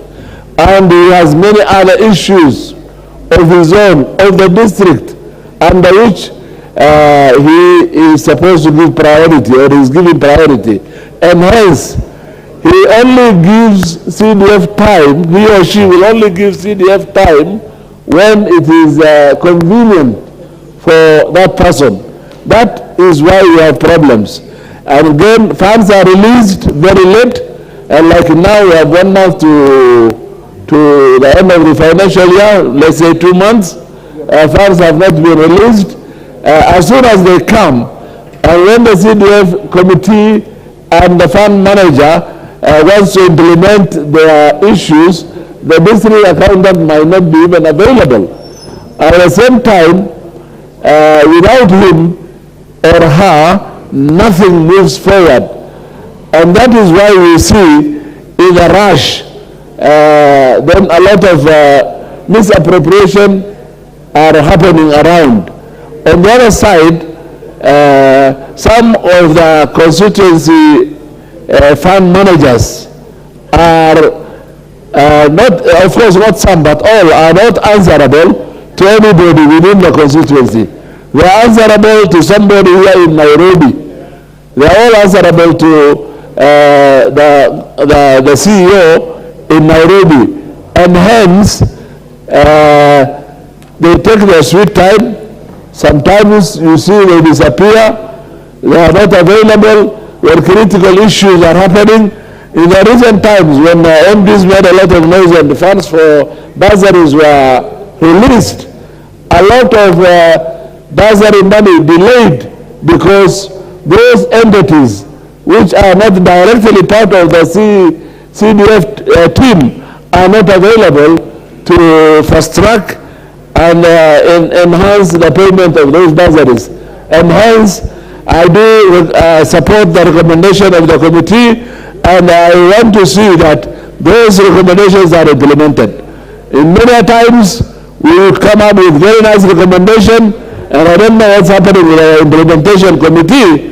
There is no follow-up. They are put there and left. Can those recommendations be implemented to the latter? With that, I support. Thank you. Madam. Yeah, the Honorable Gitonga Murugara, followed by the MP for Emuhaya. Thank you. Thank you very much, Mr. Speaker. Mr. Speaker, I rise to support this report with all the jest because it's a very important report, and congratulate the Committee on Decentralized Funds led by my friend and my neighbor, the Honorable Gideon Mutembei from Mwingi Central. It's my neighbor because I have strong roots in Mwingi, and that's why I always treat him as a very close neighbor of mine.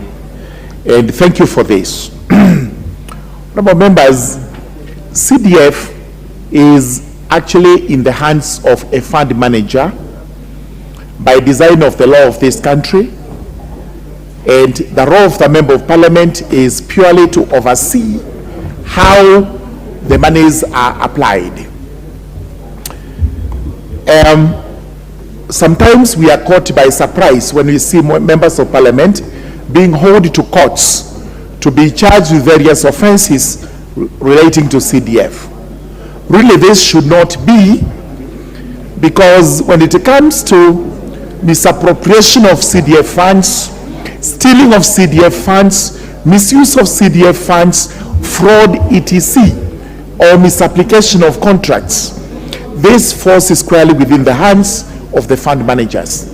However, it is important we be cautious, because we are also responsible if there are cases of neglect of duty, a breach of fiduciary relationships.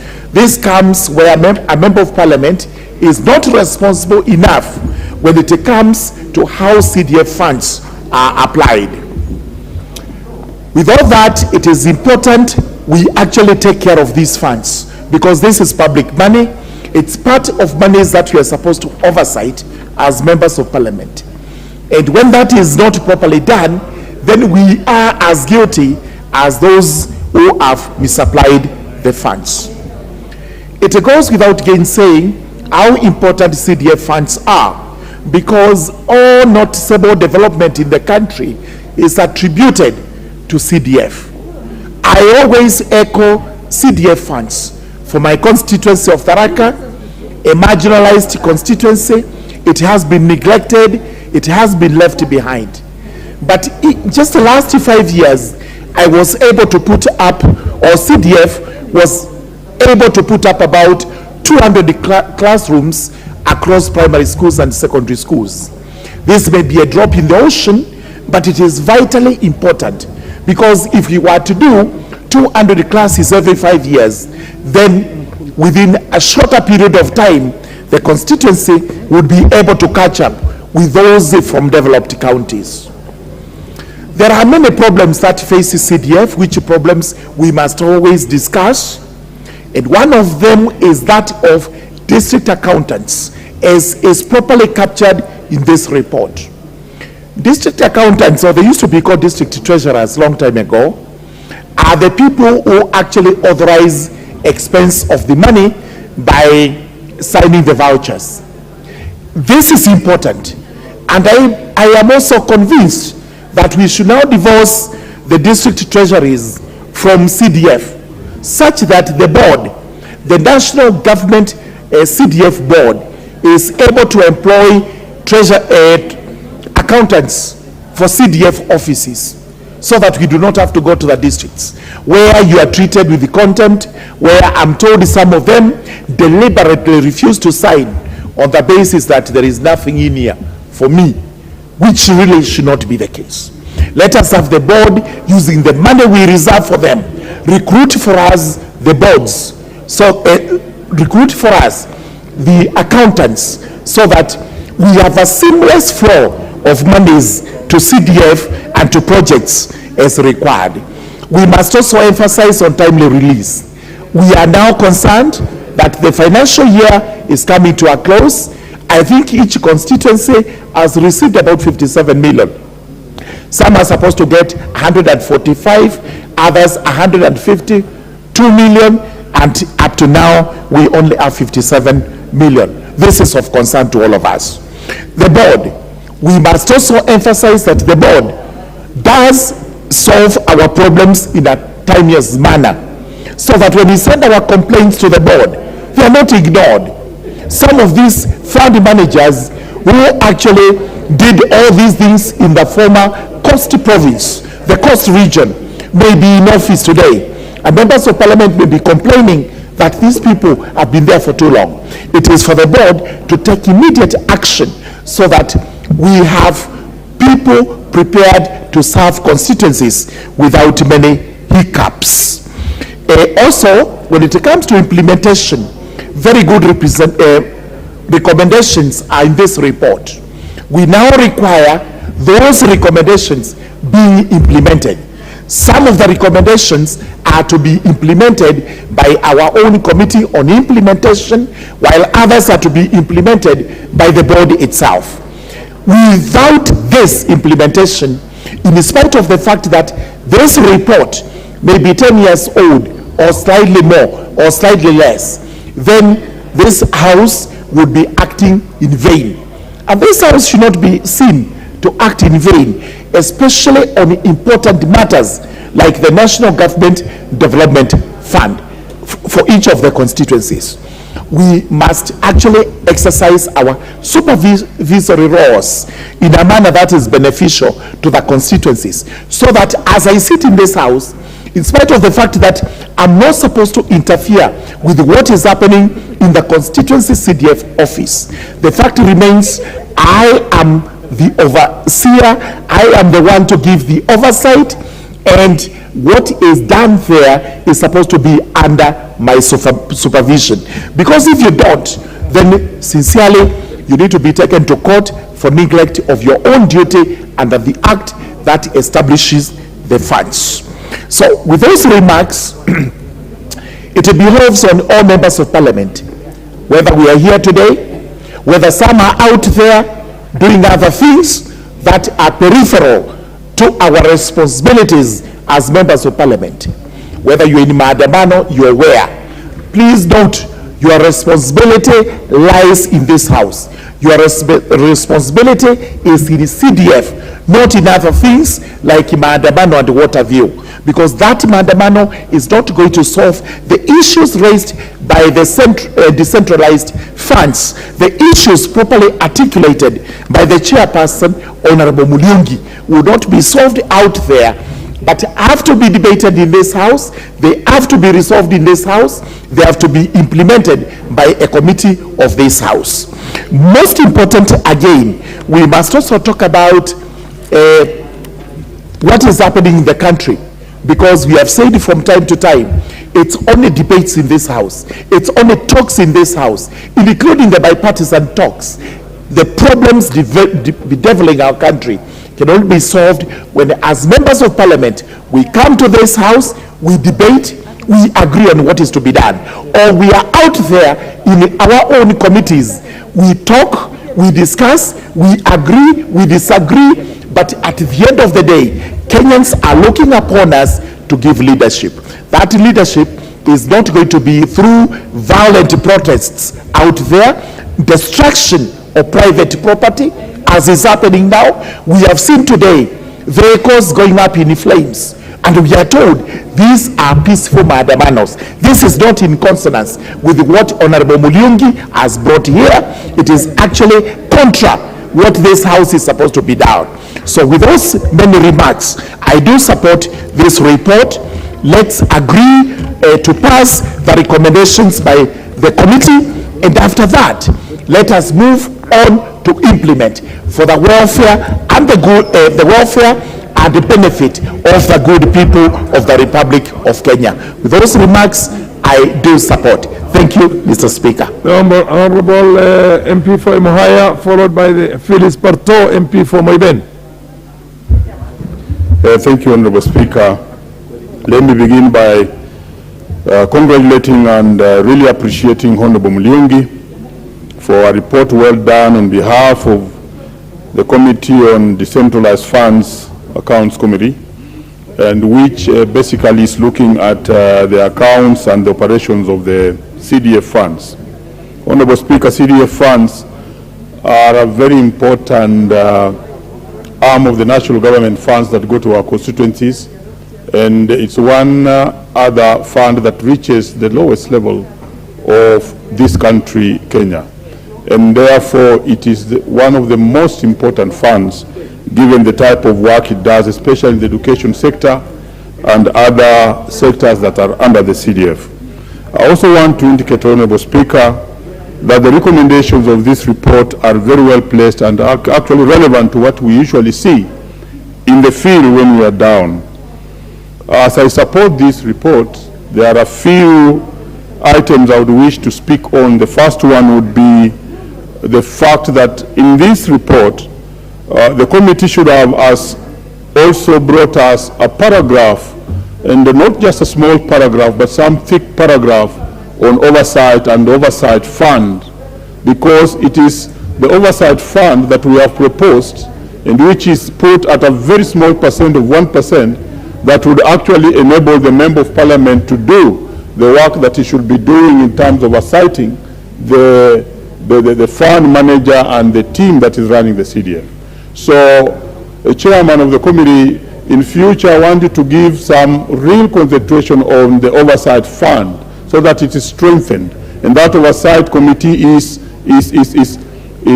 actually given powers. In some of the constituencies, you will find that the fund managers don't like even creation of the oversight committee, and that is where we would get our solace from in terms of oversighting the fund. Honorable Speaker, I really support the issue of overhauling in totality the law that governs the bursaries, because the law and percentages that are governing the bursaries was made very long time ago, and those percentages are as low as sometimes 30% of the total allocation of the CDF. But you realize that within time and over time, we have added the CDF. And we needed to also just look at that and review it, Honorable Chair, so that the needs of the people, which has possibly, like in my area, been bursary all the time, are given a good chunk of percentage of that particular fund. And then we balance and harmonize the other areas in accordance moving forward. Honorable Speaker, the other area I would wish to make a comment on is the recommendation on reallocation of funds. The committee observed very well that in some instances we have had fund managers reallocate the use of funds from one project to another without getting direct pre-authorization or some form of authorization from the board. This is very common. But I want to put it again to the committee as you'll be dealing with this, and maybe this can also be included or can be taken over by the chair of the CDF himself, because he deals with the board directly.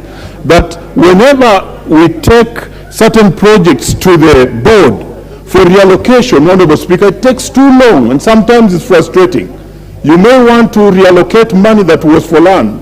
Land is not available. And when you send it to Nairobi, sometimes it takes up to 8 months. Then it is so frustrating that the committee, the board here in Nairobi, must actually also become more efficient in terms of allowing the NGCDF to reallocate funds from time to time, so that it does not lead to a situation whereby a fund manager may reallocate without getting approval from the board. And even I must indicate that with the time, the board has been very, very assertive on the type of projects that we should do. And they'll easily tell you, don't do this, but do this and do this, despite the fact that these are projects that emanate from public participation. So if they have emanated from public participation, which this report has actually explained very well, that must be done. And they have observed in some cases it was not done efficiently. We support the report, but then also the board must adhere to what was approved by the public participation teams. Honorable Speaker, there is a recommendation and an observation on the cost of projects, especially in the coastal region, the constituencies that were concerned. I was also saddened by the fact that most of the members of parliament from those constituencies were not in the House. I would wish to ask the chair that you should be magnanimous enough in future when you know that certain constituencies are going to be dealt with. If you inform them, it will just be good, but you'll be being magnanimous, not that it's your task, because it looks very, very unfortunate when the members of those constituencies are not there. So I was talking about the standardization of the costs. This has been a matter that keeps on coming here in the House, and we have been very divided because the cost of these buildings are different. But I would wish that the report takes us even further, despite the variation in the cost of each project within the coastal region that you did observe. For instance, if we are talking about a class, that what was the cost, yes, and did you compare that cost with what otherwise these fund managers and the general public is supposed to observe? Because the real guys who determine the cost of any project, for instance a classroom, are those public works engineers. And their costs tend to be very high all the time. I don't know what the case is in cost, but in our places you'll find that they'll tell you, you build one classroom at 1.3 million. And sometimes you realize, no, if you go that direction, we'll not do as much as possible. So we tend to do it much less. How I wish that report would bring that comparison between the public works themselves, who are the official advisors on terms of BQs, and what was happening within the region costs, and also as you move on to other areas. I cannot again say the issue of bringing funds on time. It has been mentioned. It's a key thing that is actually affecting the administration of the CDF. And it wasn't this year because it came in small units. And therefore you'd find that bursary is being given also in numbers, if I may borrow from the NYS language we used when we were still there, that you are giving them slowly in portions to be more direct. So your recommendation on the timely delivery of the funds is very, very much welcome.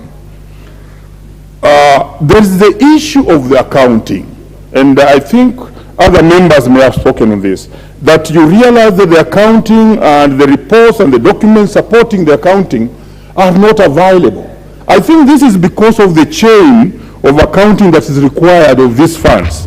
Honorable Speaker, and to the Chair, the process of accounting is fairly too long, that we have in between a person called the district accountant, popularly known as DS. And these are mysterious guys, you know, they worked in the old government, they are still around, they're very experienced. And from what I usually do whenever I have a discussion with my members, it's like they continuously intimidate them in one way or another, and even hold them at ransom in many cases. I would wish to raise this, Honorable Speaker, to the chair. And you'll find that they'll have to move at the speed of this person called DA. So you cannot move your projects as fast as possible. And now I realize that even the documents, thank you so much, even the documents for accounting, still they have to go through this person called DA. And remember, he is acting like some god. Because given that he's doing so much work and is the final guy, without him, you cannot move a step. I'm telling you, there is a challenge with that position of DA. And the board should think of either employing its own accountants or having direct accounting from fund manager to the board. That will actually help in this place. We cannot afford to completely live in an island whereby one particular office is frustrating everybody and cannot, and finally the reports are coming here that the accounting is not being done very well. Honorable Speaker, as I wind up, I would wish to indicate that I support the report, and I think it will go a long way to improve our management and oversight of the CDF funds, which are very important for development in the constituencies and in the country across. Thank you, Honorable Speaker. MP for my Ben, Madam Phyllis, she's not around. Then it is, she's there. Proceed. Proceed. The mic. Oh. Thank you very much, Mr. Speaker. I rise to support this motion. Sorry, this report from the Decentralized Funds and Accounts Committee. Mr. Speaker, when I look at the dates this report is covering, 2013, from 2013, Mr. Speaker, when I look back, 2013 is 10 years ago, when I was still a doctoral student. I hadn't even thought of becoming a member of parliament. So I'm imagining what the society has changed for the last 10 years, and I don't know whether this report is going to give or to make an impact in the ongoing processes of CDF. Mr. Speaker, from my little or the short time I've interacted with CDF money and the CDF office, Mr. Speaker, I find that by the time a member of parliament is elected to parliament, for instance, for my case, the time you take to, the time for the committee to be in place takes a long time, and by the time the money is wired to the CDF account, there is no correlation to an extent that, Mr. Speaker, the committee will start implementing or dealing with projects when they don't have the knowledge of how they are supposed to midwife the processes of the CDF. One thing which is required, Mr. Speaker, is early training. At the moment, most of the CDF committees are undergoing trainings in different parts of the country, and already they have started. Order, honorable members. The honorable members who are standing between me and the honorable member who is speaking. And the rules are, order, Honorable Silvanus. Order, honorable members, you are not allowed to stand or between a member who is contributing and the chair. He is a newcomer. Order, Honorable Silvanus. Proceed, honorable member of parliament. Thank you, Mr. Speaker, for bringing order. Mr. Speaker, I was talking about the committee members who are undergoing training in different parts of the country at the moment, and yet the 13th Parliament was in place almost 8 months ago. what I was asking myself, these members started dealing with CDF even before they got the knowledge of how to go about it. So, Mr. Speaker, I would request that as soon as a new parliament is in place, the CDF committee should be in place and they should be trained even before they take offices. And Mr. Speaker, most of the times, the fund managers are transferred. You will find that in some constituencies, even up to the other day, the offices of the fund managers who are supposed to be working with the committee are vacant. So it becomes very difficult. I mean, it takes almost 1 year for the processes or for something meaningful to take place. Mr. Speaker, the disbursement of the NCDF money is a very slow process to an extent that it even affects the operations. And that is why this report, which we are dealing with, is a report of almost 10 years ago. And when the money is delayed, when the funds are delayed, it becomes problematic, even in the implementation of the said projects. Mr. Speaker, I don't support the standardization of projects in constituencies. Mr. Speaker, politics, I mean, we have different,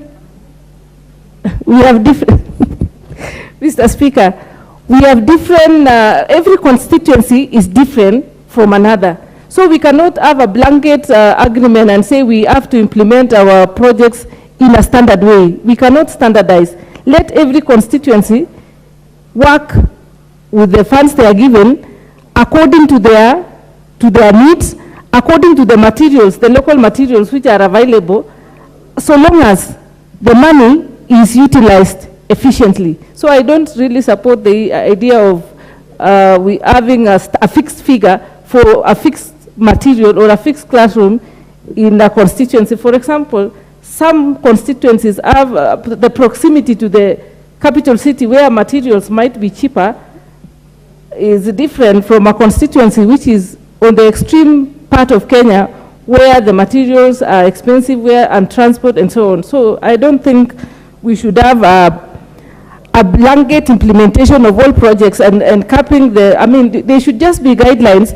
And I know, Mr. Speaker, we are leaders and we want to give the best services to our people. We want to maximize the money and make good use of the money. We are not interested in misappropriating the funds. So it shouldn't be a situation where we are capped or our hands are tied to an extent that because of standardization or because of making uniform projects and so on. Mr. Speaker,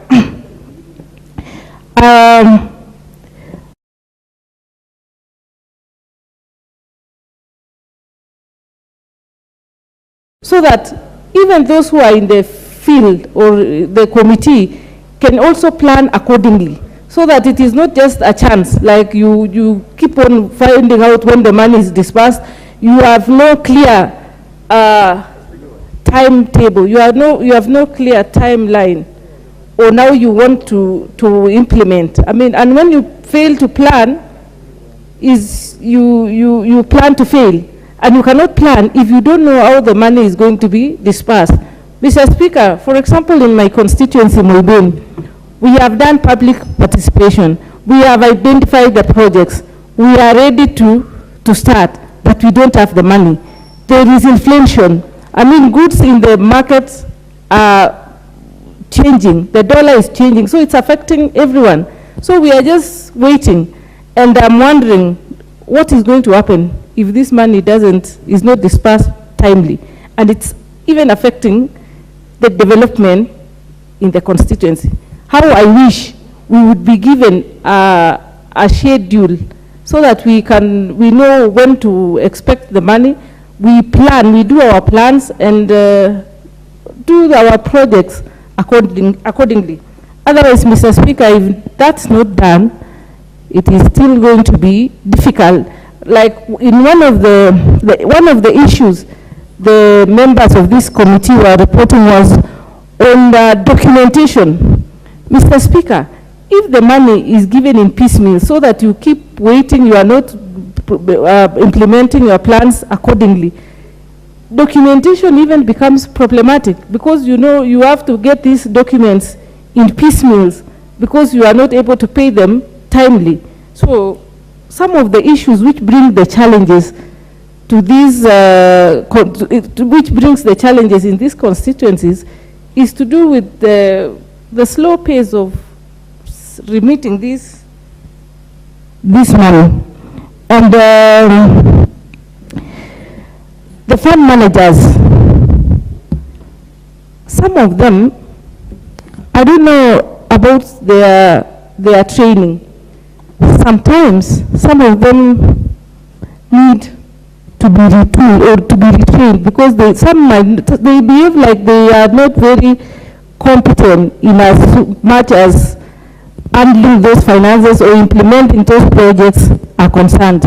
So that also should be relooked. Otherwise, we will keep on having anomalies in some of the audits which will be received for these projects. Thank you, Mr. Speaker. I can see my time is up.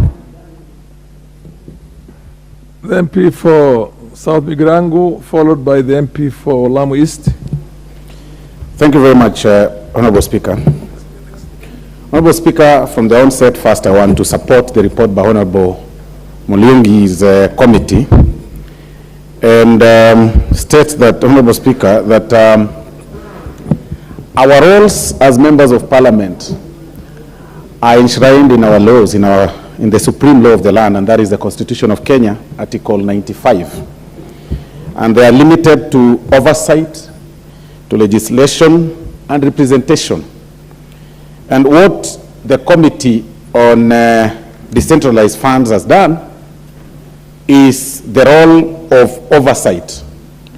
And that is generally what we do as members of Parliament when we represent our people in the constituency level or county level. And I want to commend Honorable Mulungi from the onset for not only tabling the report, but also being in the House to follow the proceedings when his colleagues are outside there protesting and you know, in the streets. And I want to tell you, Honorable Mulungi, that this is what you are elected to do, to represent your people and to oversight. And that we must really congratulate you, because it pains me that when we are discussing matters of decentralized funds, matters that touch on each and every member in this particular house, that our colleagues from the other side are missing. Even when issues are being mentioned, some of constituencies that are being mentioned really affect them directly.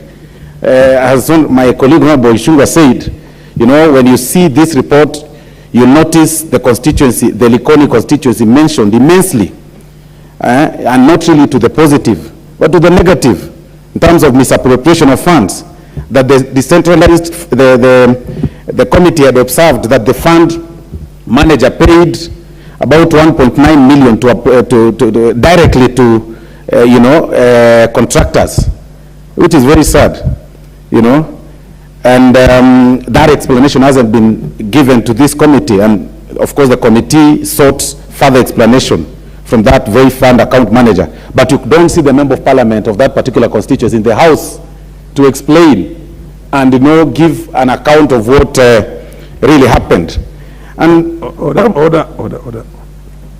Yes, Honorable Speaker. Don't discuss a member without a substantive motion.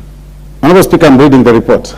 You read the report, but you do not keep away from discussing a member of Parliament. Much obliged. Thank you. Much obliged. Without mentioning names, Honorable Speaker, the Likoni constituency committee that oversights. You can generalize if you want, but don't go specifics without a substantive motion. What's the point of order? The Honorable Dr. Makali Mulu. You know, Honorable Speaker, I really respect the minority whip, and I wish he could. It is the majority whip, Honorable. Because I'm on my feet. I wish he could just sit down. I do respect the majority whip a lot, Honorable Speaker, but I think it's better to get the records straight. You know, when you associate a member of parliament with the accountability of CDF, I think we are sending the wrong signal out there. Members of parliament are only patrons. They are not the accounting officers. So please separate that too. Thank you, Honorable Speaker. Honorable Speaker, when I started my address, or rather my submissions, I say that our roles as members of parliament are limited to representation, legislation, and oversight. And Honorable Speaker, if this report heads South Mugrango, if this report, for whatever reason, heads South Mugrango, then it would call on me to give my view on my responsibility to oversight the funds. And when I mentioned Likoni and my colleague, the honorable member from Likoni, or generally the members of parliament from all over, what I mean is that we should be here to oversight these decentralized funds, and particularly CDF. So really, I don't mean that we directly get involved. And by the way, the report does not mention the member of parliament. The report talks about the fund manager.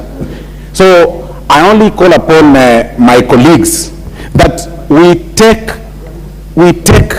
our work seriously, especially on the oversight role, and especially on the matter CDF. We are not even patrons by either way. We don't handle that money directly. We simply oversight the funds. And when our constituencies are mentioned, because we are people who represent the people, we should be here to really follow and see what really happened as far as that money is concerned. Honorable Speaker, it will be very important for us to state that the decentralized funds from different angles, you know, decentralized funds are aged from different areas. But CDF in particular is very visible on the things that they really do, because they touch on the common mwananchi. You know, because we are directly involved in oversighting the decentralized funds, Honorable Speaker, the people and the members of parliament that came before us set a clear precedence as far as the oversight of such fund is concerned, and that is why it is very easy for any member of the public to walk in the streets and identify a single, you know, you not walk about 10 meters without noticing that this project has been done by the NGCDF. You won't walk in any constituency and fail to notice a project that has been done by NGCDF, which is oversighted by the members of parliament or the members of the National Assembly. And that is, of course, contrary to what we see in the county government. You can actually, you'll see a lot of funds. You see them sometimes, you know, appearing before committees and seeking to be allocated huge sums of money, but you cannot identify a single thing. In fact, in my county, we have a history of a county government that say that they gave cows to each household. For some reason, Honorable Speaker, I thought that somebody might have taken my cow, because that was the report at that particular point. You can hardly see anything done by the county government. You'll actually struggle to see. But for the NGCDF, and because of the structures that were placed and put by the people who came before us, you will be able to identify the projects. And that is why, in picking the words of my colleagues that have spoken before me, it's important for us to really be keen on all the things that have been raised by the decentralized committee, because there are things that, of course, now really affect the operations of the NGCDF. The things to do with, like somebody mentioned about the district accountants. You know, there is need for us to possibly come up with other structures, because sometimes I remember at some point where, oh, Speaker, my committee was meant to commission some classroom that block that was done by the NGCDF, but the contractor had not been paid, and he declined to hand over the keys. And when we tried to ask, he said, the fund manager told me that, you know, the district accountant is not there to sign the check, he is not approved. And, you know, when we tried to call the guy, he said, you know, I'm in a country, I can't be able to come. He gave me about 3 days. Those gentlemen who are sent as district accountants are turning to be small gods as far as these funds are concerned. And we keep begging them at times to make sure that they are available for purposes of signing and such kind of things. But even as we do that, Honorable Speaker, it's also very important for us, as the people who oversight these funds, to reallocate, or rather to propose matters of construction of the schools and anything that is directly on us equitably. Because sometimes it pains that when we move to some other areas, you'll notice that there are some areas that are well done, there are other areas that are not well done. But again, it's also because, Honorable Speaker, of what we would call the equitable funds. Because it really has never made sense to some of us that in a constituency like mine, that has got about 158 schools, 158 schools, I get equal amount as the constituencies that have about 40 schools, and then sometimes you see members of the public complaining that, you are not building story buildings, you are not, why can't you erect story buildings like your neighbors? Because my neighbors have got 40 schools and I have got 158, and the amount of money I get is actually, we get equal amount of money. And those are the things that we also need to discuss about, even as we discuss this report, so that we're able to get a bit of some equitable amount to be able to mitigate these other places that have got challenges of maybe high population or so many schools. For that, Honorable Speaker, I beg to support the report. Thank you very much.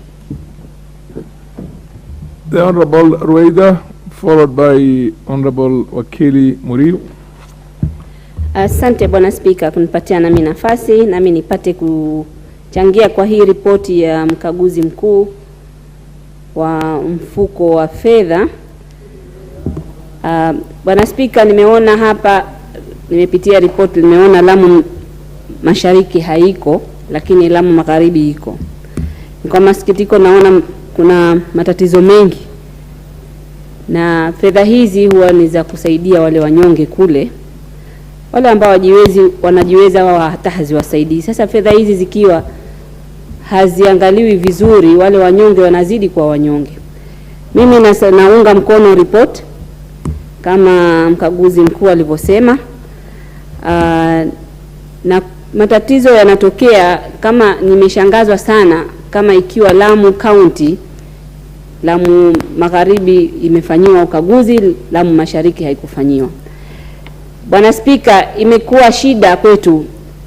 Lamu Mashariki imekuwa nyuma sana kwa miaka mingi, kwa sababu hawa wakaguzi wakienda wanaambiwa kule kuna Al-Shabaab, wanaambiwa kuna bahari chafu, na huwa hakuna bahari chafu wala Al-Shabaab. Huwa ni kigezo tu cha kuwafanya wasiende kukagua.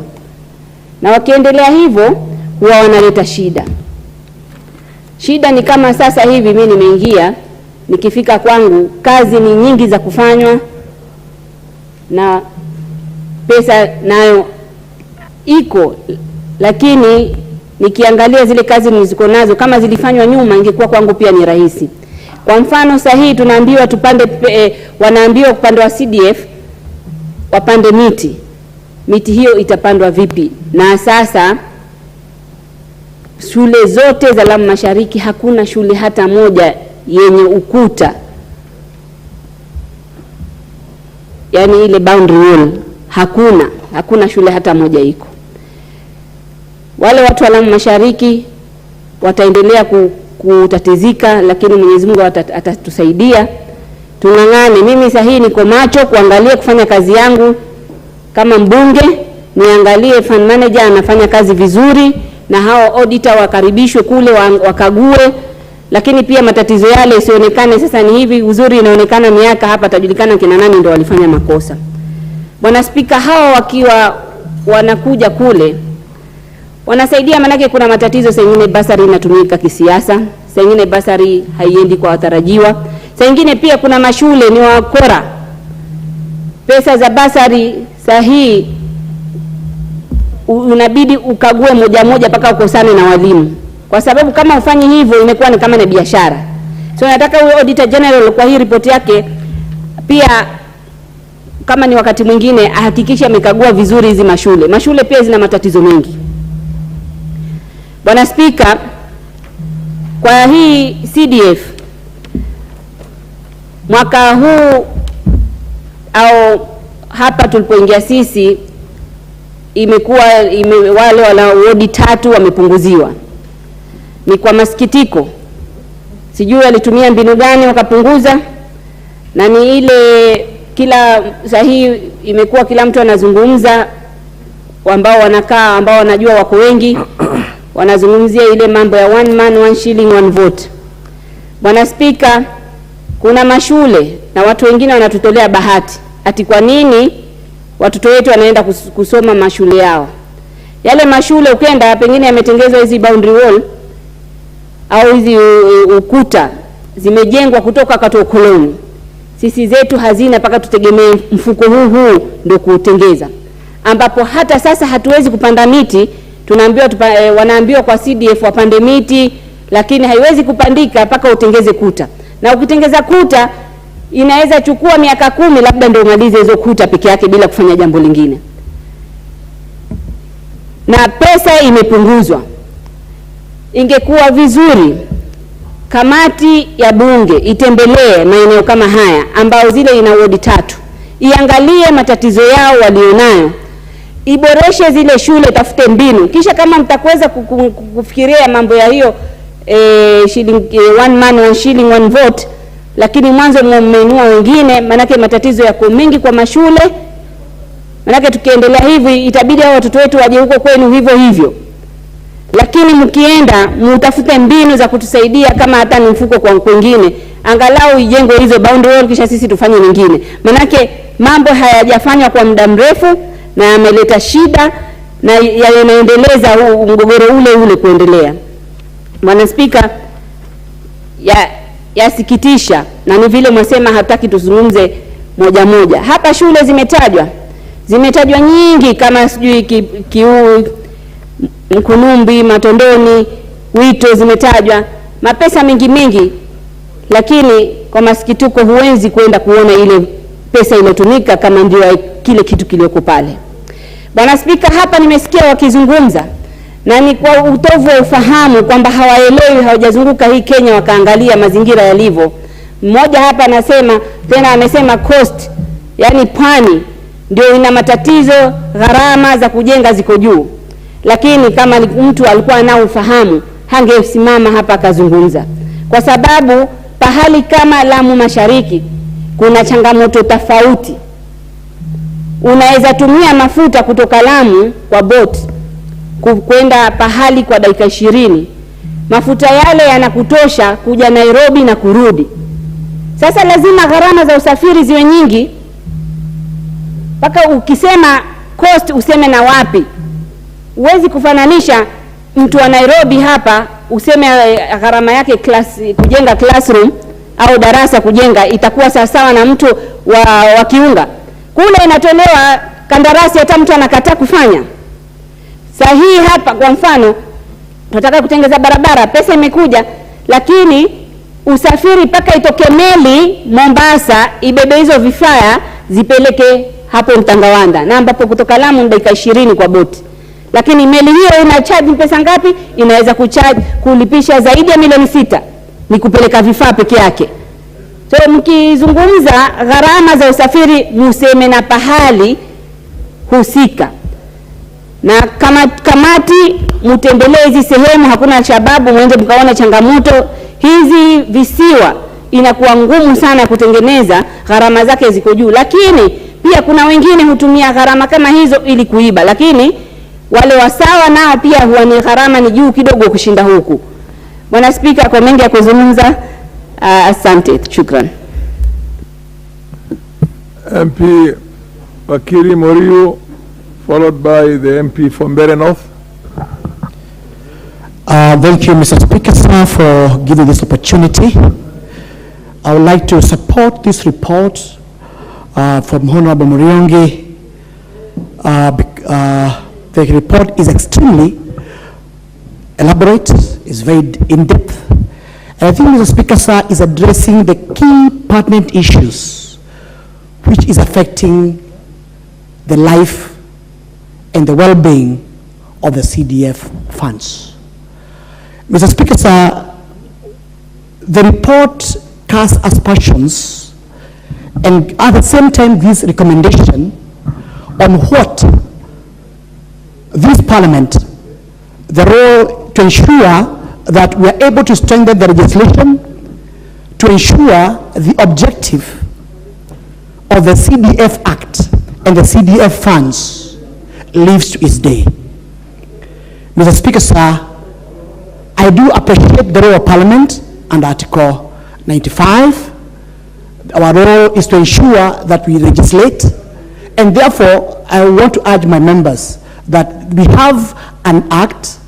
It is not absolute act, it's not perfect, and therefore as members of Parliament, we have a role to point out to the CDF board, to the public, and to ensure that the CDF fund is able to meet the aspirations of our people.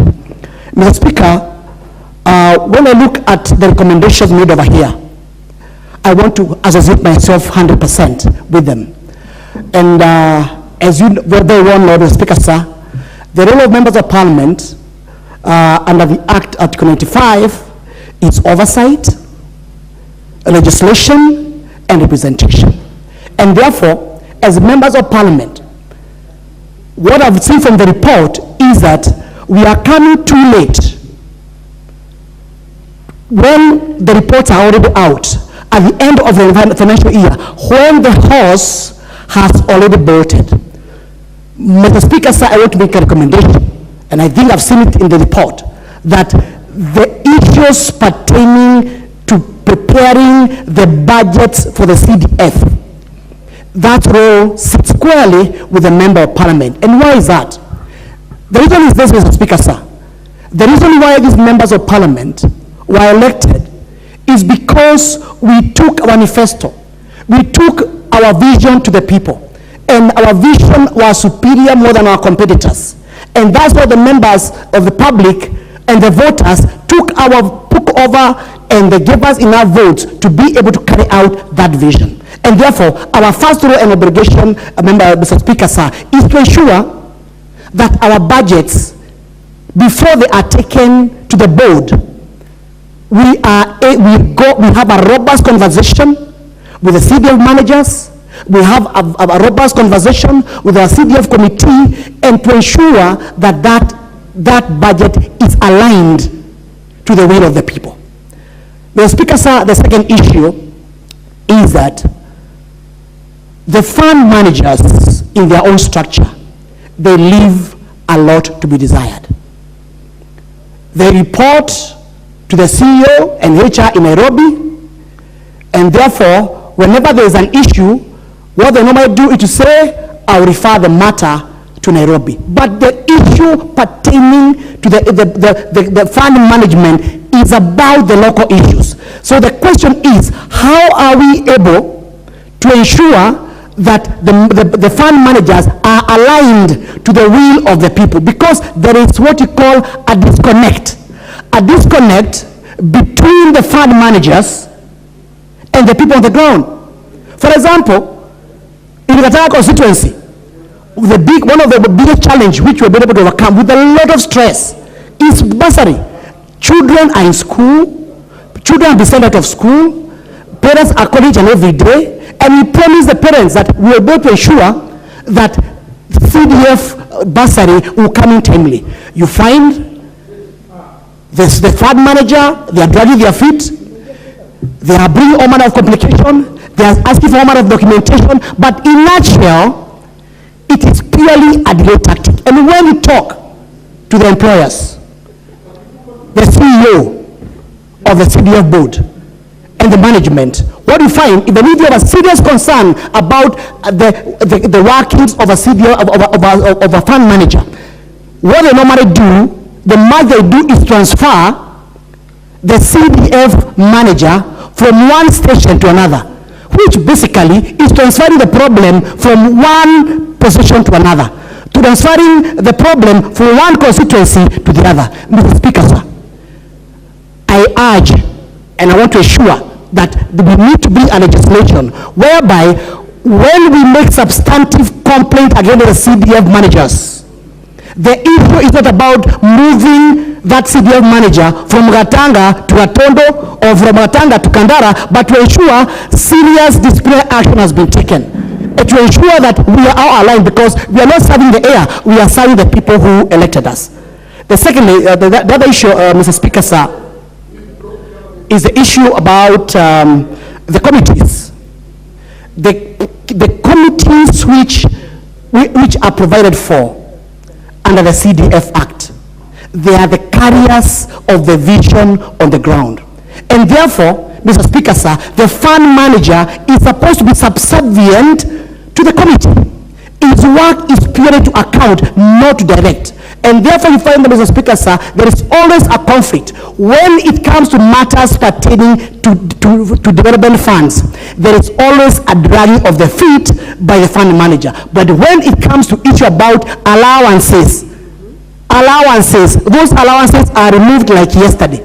But when it comes to issues about the funding, there's a serious issue that it's like removing a tooth from the fund managers. And I think this issue, again, Mr. Speaker, sir, is complicated by a district accountant who is non-aligned in the constituency. A district accountant who is not under the control of the CDF management, or the CDF board. Now, you have a third party. He is responsible to nobody. He can fail to come to the office. There are some emergencies. And then, also, the district accountant, he makes certain demands in terms of documentation to make sure the process delays. Mr. Speaker, sir, I think it's a high time, because the CDF Act is a creation of this House, to ensure that the CDF Act brings in an accountant who is under the control of the CDF board, as opposed to a third party who they have no control against. Mr. Speaker, sir, the third issue is about the creativity of the fund managers. I've had a number of conversations with the manager of CDF here in Nairobi and at the constituency. But you find that they use what you call extremely archaic methods of working. Mr. Speaker, sir, I happen to bring in a digital system in Gatanga constituency, and which was received with a lot of hostility. And because the reason why that was there is because when you bring in a system, the system will detect duplication. The system will cut the time under which you are able to verify the beneficiaries of the bursary. And that brought a lot of issues. To a certain extent, I lost the chairman of my CDF.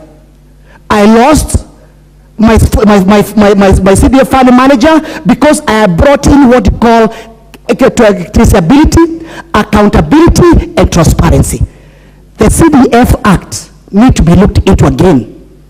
It should be able to address the modern times. Today, if you go to Gatanga and go back to the years where CDF has been disbanded, there has never been any iota of record on what the CDF money. There's no record of who was given the money. Finally, Mr. Speaker, sir, creativity is required as we go to the new times in the 21st century. And I have a lot of resistance, Mr. Speaker, sir, and there's a motion before this House. And it's particular on the interpretation of Section 48 and Section 48A under the CDF Act. The fund managers are not helpful. The secretariat is not helpful. But what you're saying, Mr. Speaker, sir, is this. There is no way we can be funding the secondary school with bursary, universities with the bursary, and all those areas, they are funded by capitation, and you leave the primary school. Mr. Speaker, sir, you can imagine a 2-year-old, 3-4-year-old kid going to school, spending the whole day not eating, but his brother in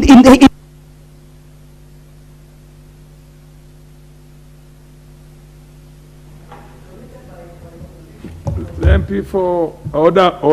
Nobody can donate any. The MP for no. Rural, yes. Thank you, Mr. Speaker. I think I want to be very brief. Order. After the MP for Mbere North. Mbere North. Order. Mbere North, and then you come in after that. Order. There is no donation. This is a report. Thank you, Mr. Speaker. Thank you, Mr. Speaker, for this opportunity. Mr. Speaker, I rise to first to point out a number of issues as far as national government CDF fund is concerned.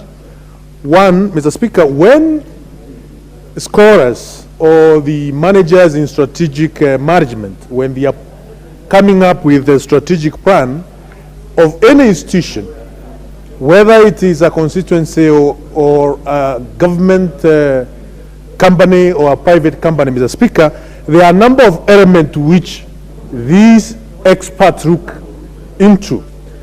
And one of them is the external environment as well as internal environment of that institution or that organization. Mr. Speaker, a constituency is a legal unit, it's a constitutional unit established by our constitution. And therefore, there is need for the managers, whether it is the third manager or the constituency office manager or ourselves as members of parliament, to look at some of these variables. And the variables I'm talking about is external environment of that constituency, as well as the internal environment of that constituency, Mr. Speaker. And therefore, you agree with me that different constituencies have different factors to be considered in terms of administering the CDF funds. Having said that, Mr. Speaker, because we have different challenges, we will definitely come up with different strategic plans, and the implementation matrix will be extremely different from one constituency to the other. And therefore, it will be wrong, Mr. Speaker, for CDF board to have what I may call a template to be applied across the 290 constituencies in the Republic of Kenya. Because these constituencies are distinct, they are different politically and in terms of environment, in terms of even the number of schools, the number of security infrastructures, the number of population in these constituencies, they are completely different.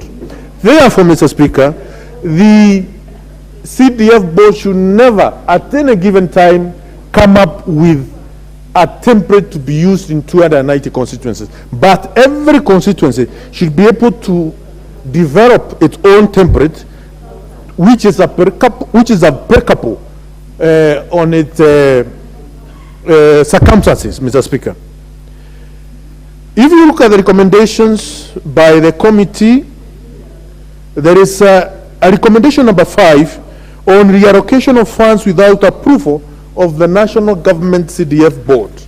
As much as we seek approval for reallocation of funds, Mr. Speaker, and which probably may also take time for consideration, I think we have different priorities.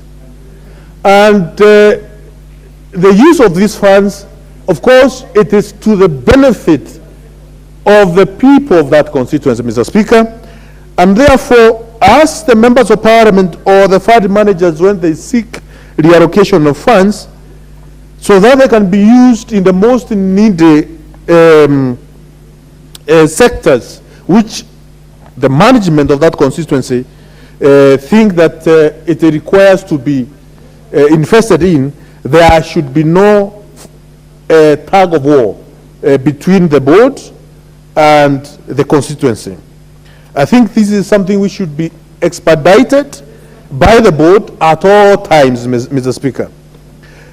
The other thing, Mr. Speaker, is when we should be getting when we should, as an institution, as a parliament, it is important to oversight all the agencies which require to do the audit, and in this case, the audit arm of the government.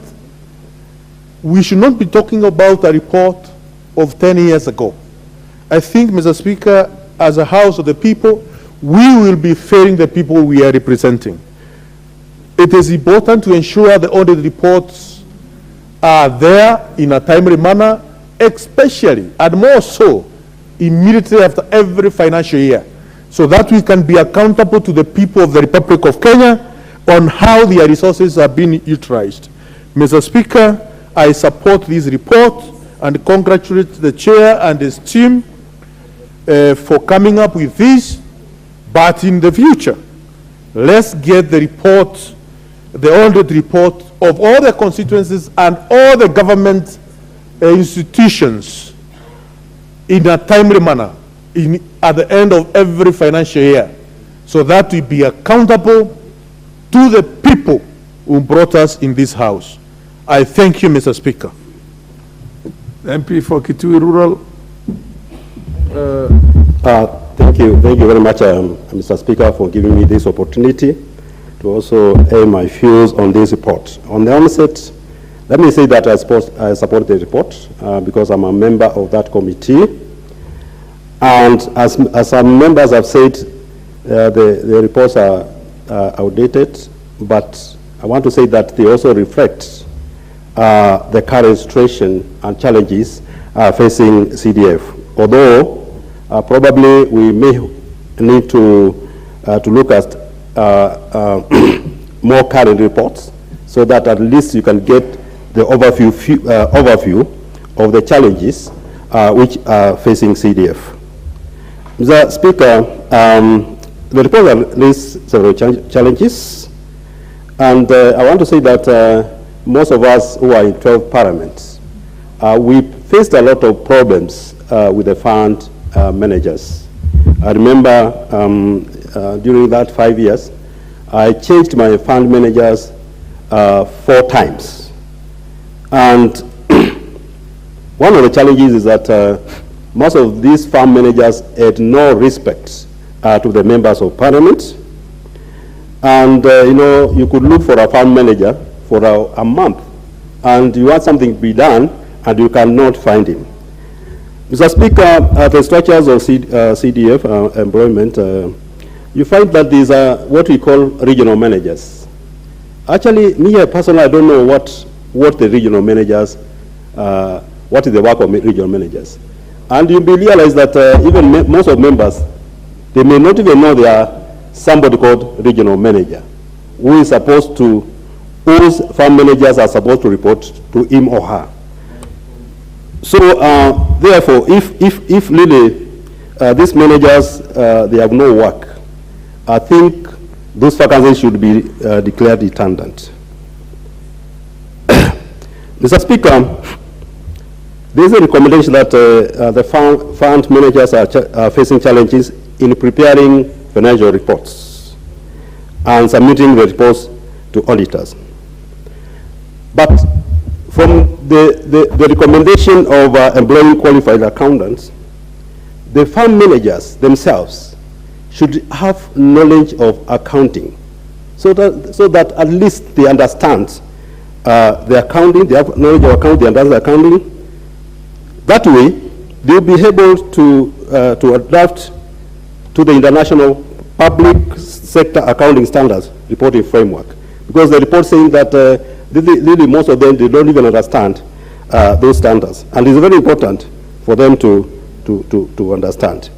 There are issues of this to the accountant, and you realize CDF has no control of this to the accountants. But I also believe that these two accountants are very important. When we say that we need to create our own treasury for CDF, I'm wondering, CDF money is more of seasonal. It comes quarterly. So are we saying that we are going to have an accountant, a treasury, which is only going to only handle CDF? So what we need to do is we need to see how we can work closely with the district accountant so that he can be able to facilitate our work. On the issue of design, cost, and quality, that is a CDF standardization of CDF construction projects. I think this is very important because if you go to different areas, different constituencies, you may realize the designs are different. But if you go to the Ministry of Education, They have standard classrooms for primary schools and secondary schools. So if you have a very good QS from the ministry, from the county government, this person will be able to give you the design and the sizes of those different classes. But I have issues of the cost, because you may realize that cost may not be the same in the same county. Because one, because of distances. Two, the materials, concerning materials we are using. Because I'm just giving an example. Me from Kitui Rural and Kitui Central, there's no way we can have the same cost of constructing a classroom, because my course is a bit wider, the distance is big. But what I'm saying is that the difference, the cost of this should not be that wide. I mean, if a classroom is costing 1 million shillings in Kitui Central, Kitui Rural should not cost 1.5 million. I mean, that one does not make any technical sense. The other thing which is CDF is facing, and this is now very serious, is disbursements, late disbursements, and utilization of funds. As we speak, two things. One, we have undisbursed funds from previous years of 2 billion shillings, which we should be able to push so that we get that money.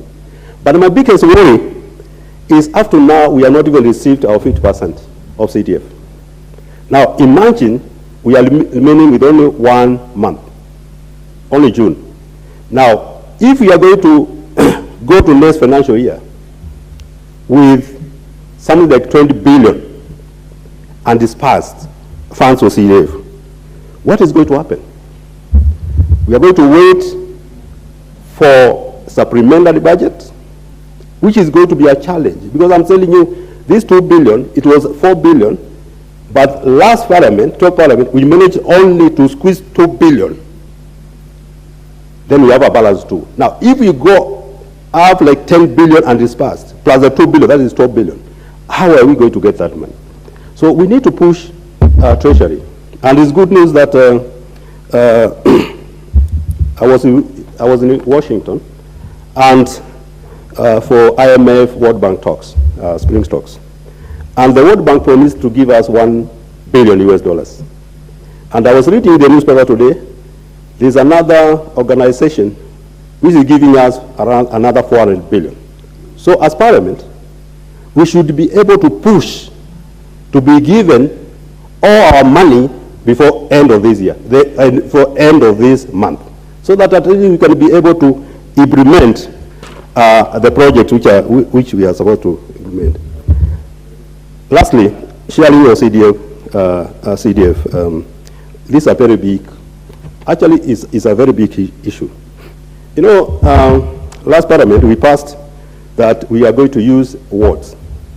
I don't think these are very good variable for using. CDF, most of the money goes to schools, and we should be able to use the number of schools. Imagine somebody who has a constituency in Nairobi has less than 10 schools. Personally, I have over 200 schools, and we are given the same amount of money. Is that really not anti-discrimination? So let's think, because schools, the number of schools, the data on schools, even enrollment, they are with the Minister of Education. And to me, that's the best way and best method we can use to get fair share of this money. With those few remarks, Mr. Speaker, I support. The MP for Saku, followed by the MP for Ainabkoi. Thank you very much, Honorable Speaker. Honorable Speaker, on the onset, I want to thank the Chairman Mulyungi and his members for this report. It only goes insofar as to say that government records only gather dust, but they don't die. So whether it is a 2013 report or 2016, that report is still becomes extinct to the extent that what we are experiencing today in our constituencies, are there any differences? We still have the fund managers, some overstay, some stay for very few months, others are not really trained accountants, others you doubt their education. So all these issues are still relevant today than they were when you actually question that this report is for 10 years ago.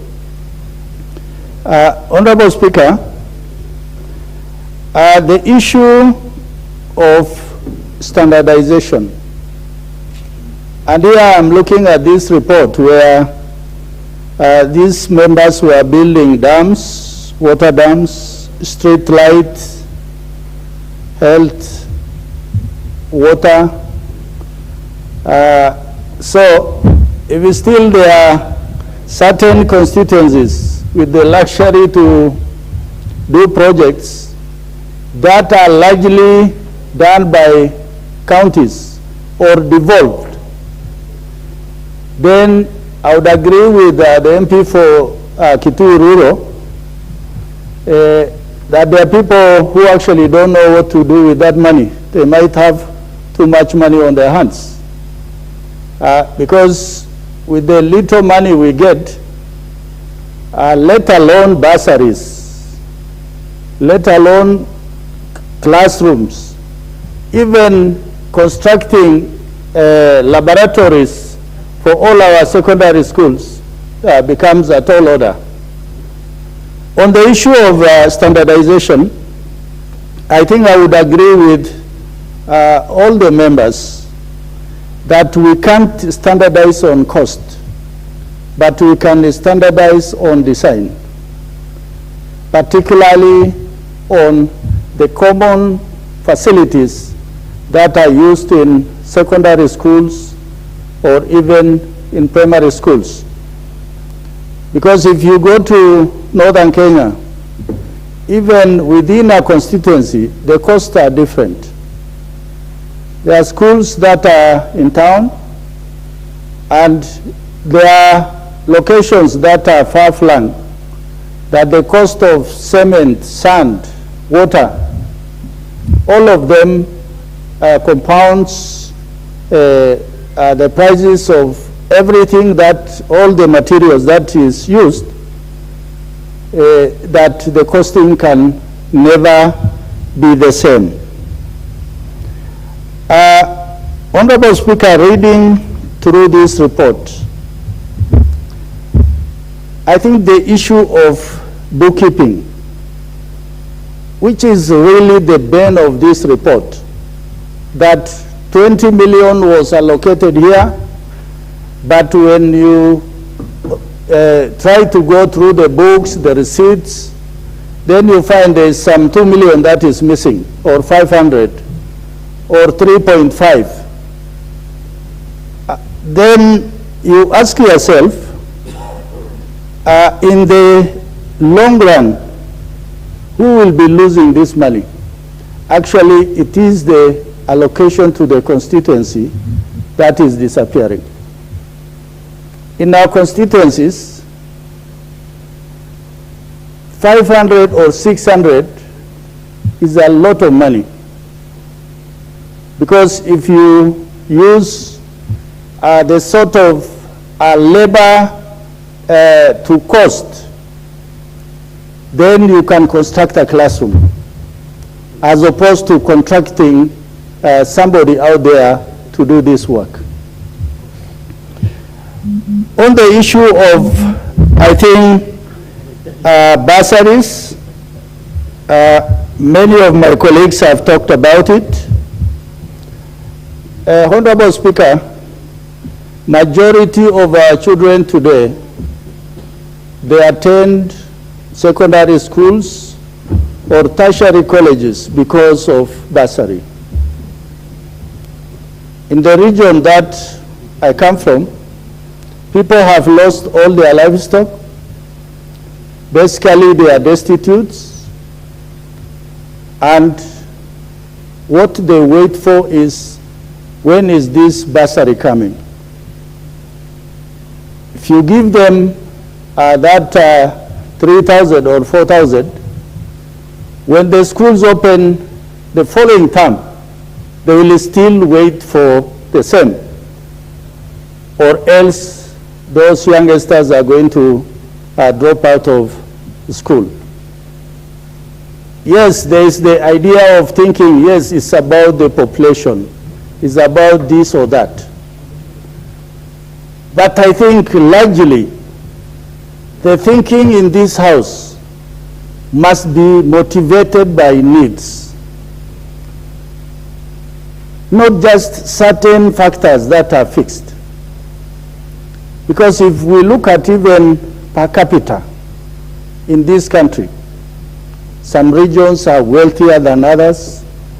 Some regions are endowed as a result of a continuous allocation of more resources, or the government has invested in some of the areas more than many. The region I come from, I still feel that even with devolution, I'm still marginalized, I'm still excluded, I still feel I am poor. And that is why recently they reduced the allocation for bursaries, for the CDF, and they tagged it on wards. So we lost some money, but still our needs are actually more than being reduced. Finally, Honorable Speaker, you know, the Japanese invented something called Kaizen. Kaizen means continuous improvement. What I had wanted to read in this report, maybe a rider after the recommendation, is that certain issues in this report, because of the time lapse, certain things have been corrected or they have been looked at. But what we have is a raw report where majority of the MPs who are oversighting, I think they no longer enjoy the comfort of this house. So it is just another report. But what is glaring, and which I want to ask the Honorable Chair, is that those constituencies should not lose that money that has been misappropriated by individuals, or they have transferred money to the wrong places without being authorized. With those many remarks, Honorable Speaker, I beg to support, and I want to say it's a good effort from that committee. The MP for Inapkoi, followed by the woman rep for Kirinyaga, Madam Jerry Maina. Thank you very much, Honorable Speaker. At the outset, Mr. Speaker, I'd like to take this opportunity to congratulate my very good friend, Honorable Mulyungi, the chair of the Decentralized Funds Accounts Committee. Mr. Speaker, this committee has done a very commendable job. This report was tabled in December of 2021. The House was unable to debate. But this committee, Mr. Speaker, had 3 sittings to consider this report in a very efficient and effective manner. And they discharged their responsibility in a very acceptable manner. And we'd like to thank them. I'd also like to thank the chair for being very patriotic and nationalist in terms of his outlook of things. That he is here today in spite and despite of the maandamanos that are taking place from his side of the coalition. I must thank him very much because he did not abscond duty. He knew that it is more important to be in the House and discharge his mandate as required by the Constitution. So we must thank him very much. And he has sat throughout, he has not been concerned. There was a member who walked in, made a lot of noise here. He was not concerned, he was not moved. I say his demeanor did not change. So we must thank him very much because he's done a very commendable job. Mr. Speaker, this report is indeed late in its consideration by the National Assembly. Mr. Speaker, this report touches on the 26 constituencies for the period ranging from the 2013 to the 2016. This indeed, Mr. Speaker, is a stale report that we are considering. Although we consider post-mortems, we consider reports, audit reports as post-mortem, but this one is over-delayed. Even in the post-mortem itself, this is rotten, Mr. Speaker. So that even the fund managers who are supposed to have been held responsible, some of them have retired, some of them, their terms have expired, they are no longer in service. So even as we speak, the people to be held responsible have ceased to work for the CDF. So it becomes a report that we are talking about misappropriation of funds by certain fund managers. But as you know, Mr. Speaker, criminal offense has no time limitations. So it doesn't matter whether they have retired, whether they have resigned, whether their contracts have come to an end, they will still be held responsible criminally once this report is approved, Mr. Speaker. The responsible agencies will certainly investigate them.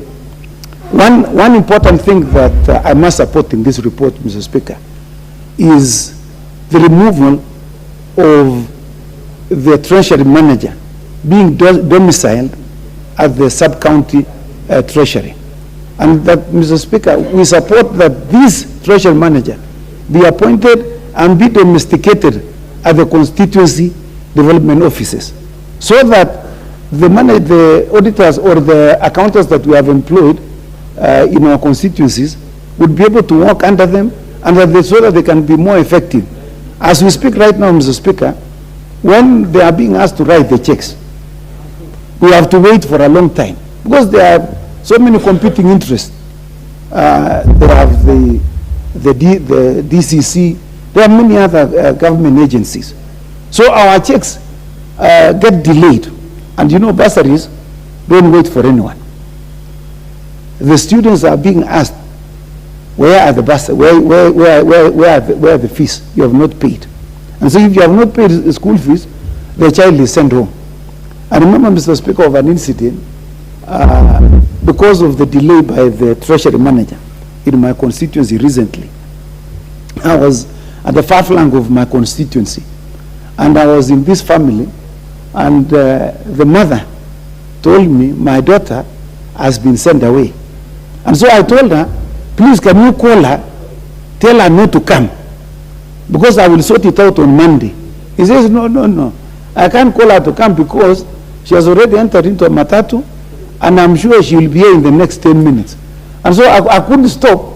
I'm coming home. The parents are paid money to transport her back home because of a check which had not been written for 10,000 by the treasury officer or manager. Because we are not in charge, we are not in control, we can't ask them why they have not done so, we can't discipline them. So it is important that this recommendation be carried and be implemented. The second thing, Mr. Speaker, that I wanted to mention about this report is the need to consider the formula that has been used in the division of the constituency development funds. I am aware, Mr. Speaker, the amendment the relevant amendment that was made to the Constituency Development Act last year in June, when most of the members of parliament had already retired or they had been removed in the nomination, so they had lost interest, and some people passed an amendment here, in which one of the amendments, Mr. Speaker, it says that the allocation of CDF funds will be based on the number of wards that a constituency has. Mr. Speaker, this is highly faulty, it is unlawful, it is illegal, because this is constituency development fund. This is not a ward development fund. There is a criteria that was used in the Constitution to create every constituency, the 290 constituencies, so that there is no one constituency that is better than the other or that is smaller than the other. There are a number of parameters that were used. There were a number of criteria that were used in coming up with constituencies. Take for instance, Mr. Speaker, North Orr. North Orr, Mr. Speaker, is the size of Wazingishu County, and it is one constituency. And possibly... Order. Yeah. It is the size of Central, Western, and Nyanza put together. Mr. Speaker, I am suitably informed. Yes. By the Speaker, who is well informed and better informed than this Speaker. Mr. Speaker, you haven't made it better, Mr. Speaker. It's definitely by far bigger than Wazingishu County. Absolutely, yes, Mr. Speaker. And then you have another one also which is infested by banditry called Tiati, which it is bigger than all the 5 constituencies in Baringo itself. Mr. Speaker, and then you are saying we are going to subdivide or allocate resources based on the number of wards. Mr. Speaker, that is not the criteria that was used in creating constituencies. Constituency was not created based on the number of wards that existed in that particular constituency. There were parameters. There was the question of the number of the population. It must meet the criteria of population of 133. Mr. Speaker, so, and then the divergence, about 30%, Mr. Speaker. So the Honorable Joshua Mgalio, what's your point of order? Yes, I would like him to inform me, Mr. Speaker. Having been sitting in the CDF committee for last term, the 12th Parliament, the bill for Honorable Eseli is the one which informed the division of the NGCDF according to the wards. And it was debated for 2 years in this house. So it was not debated when people had taken leave and have gone for campaigns. That is the information I wanted to pass to the chair of... Proceed, MP Fainapkoi. Thank you, Mr. Speaker. I think that's a debate, Mr. Speaker. You know, I was saying, Mr. Speaker, CDF is not an equalization fund. This is not an equalization fund where people say, we have so many number of schools. This is constituency development fund. What it means is that you must divide this, you must allocate these resources in accordance with the constituencies that exist. And the amendment that we carried in 2017, Mr. Speaker, was the correct amendment, where we said the CDF funds will be allocated on the basis of the existing constituencies, which are 290 constituencies. So that, for instance, if the allocation of the fund is 44 billion as it is this year, then it will be 44 billion divided by 290 constituencies. And that is an equitable way of distributing the funds, Mr. Speaker. 2, if somebody thinks that his constituency or their constituencies are disadvantaged, then they must apply to the equalization fund or go to the ministries and use other criteria, but not the CDF fund itself, Mr. Speaker, and seek to divide on the basis of wards. 2, 3, Mr. Speaker. In fact, this bill is totally faulty. You know, once you use the criteria of counties, you have already taken yourself to the province of the Senate. This bill was never sent to the Senate. In fact, I am informed, Mr. Speaker, there was no concurrence between the Speaker of the National Assembly and that of the Senate, Mr. Speaker. So, in the first instance, if I was to challenge even this bill in a court of law, it will just fail on the same day. There was no concurrence. It touches on counties. It was not taken to the Senate, Mr. Speaker.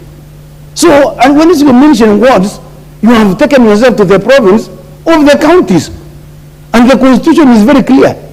The National Assembly has no power to pass a law that touches on the counties on itself. It has to refer that particular law to the Senate.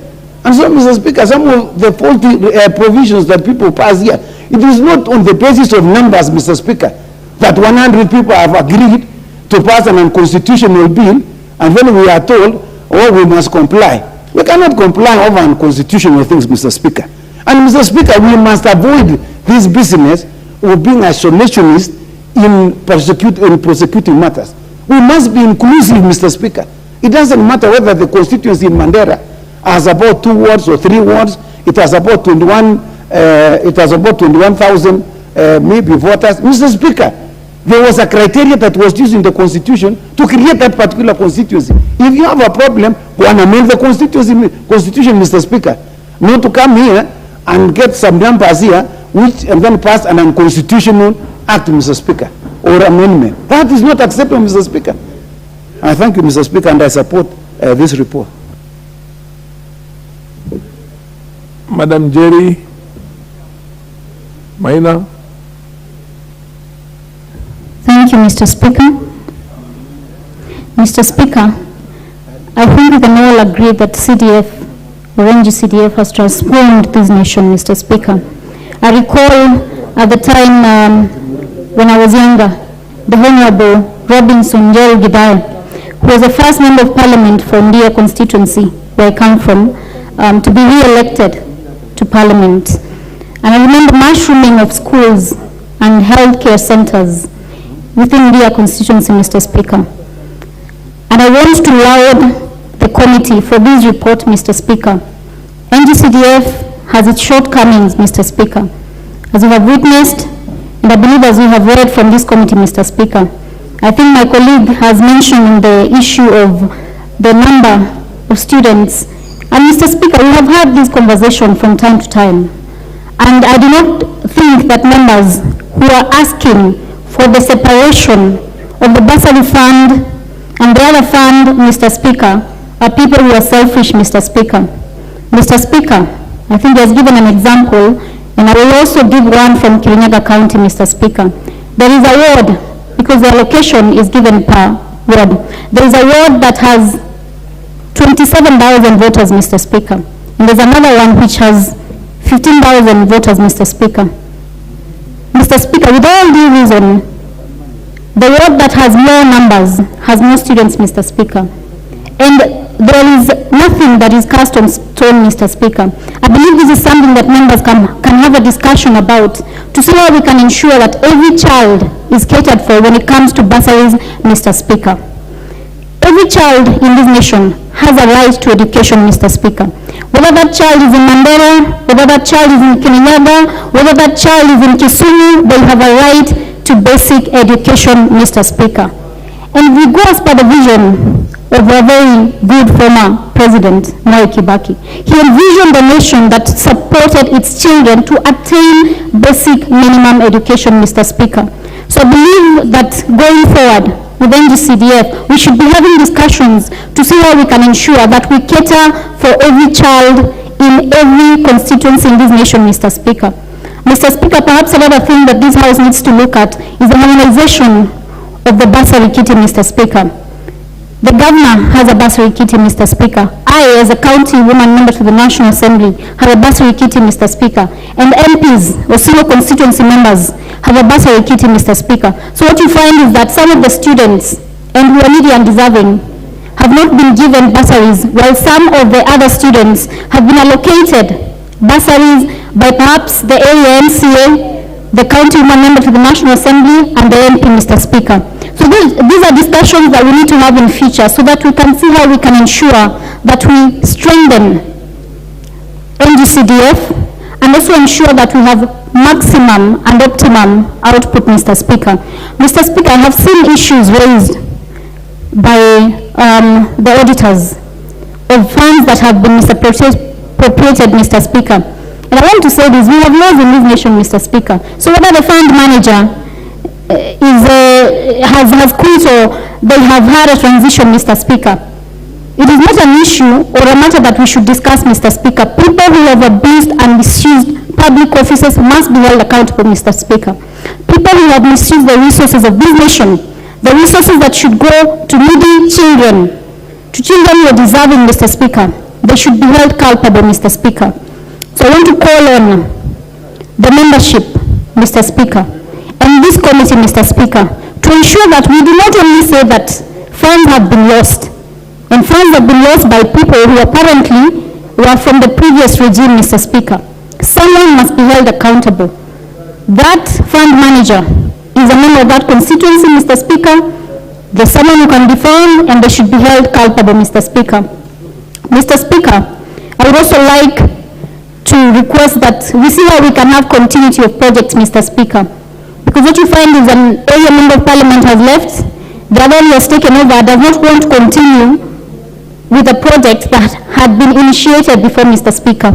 Mr. Speaker, we have instances where we have buildings that were supposed to be youth hub centers, IT centers, that you find now the person who came on board does not want to equip them because they feel that is a project that was from the previous member of parliament, Mr. Speaker. Government is about continuity, Mr. Speaker. So we need to have and look at these issues to see how we can have a wholesome, objective outlook to ensure that we have continuity, Mr. Speaker. Mr. Speaker, despite that, I want to laud members that we have seen who are exemplary, Mr. Speaker. We've seen the Honorable Ndinginyoro, Mr. Speaker. We've seen that he has even put very nice classrooms, Mr. Speaker. We've seen he has ensured that there's tiles, Mr. Speaker. And I want to call upon all members. It is about goodwill. This work that we do, Mr. Speaker, is about ensuring that we deliver to the common mwananchi, Mr. Speaker. Mr. Speaker, with those few remarks, I want to support this report and I want to request that the committee takes action on the people who have misused funds of this nation, Mr. Speaker. Thank you. The Honorable Makali Muru, followed by Joshua Mwalio.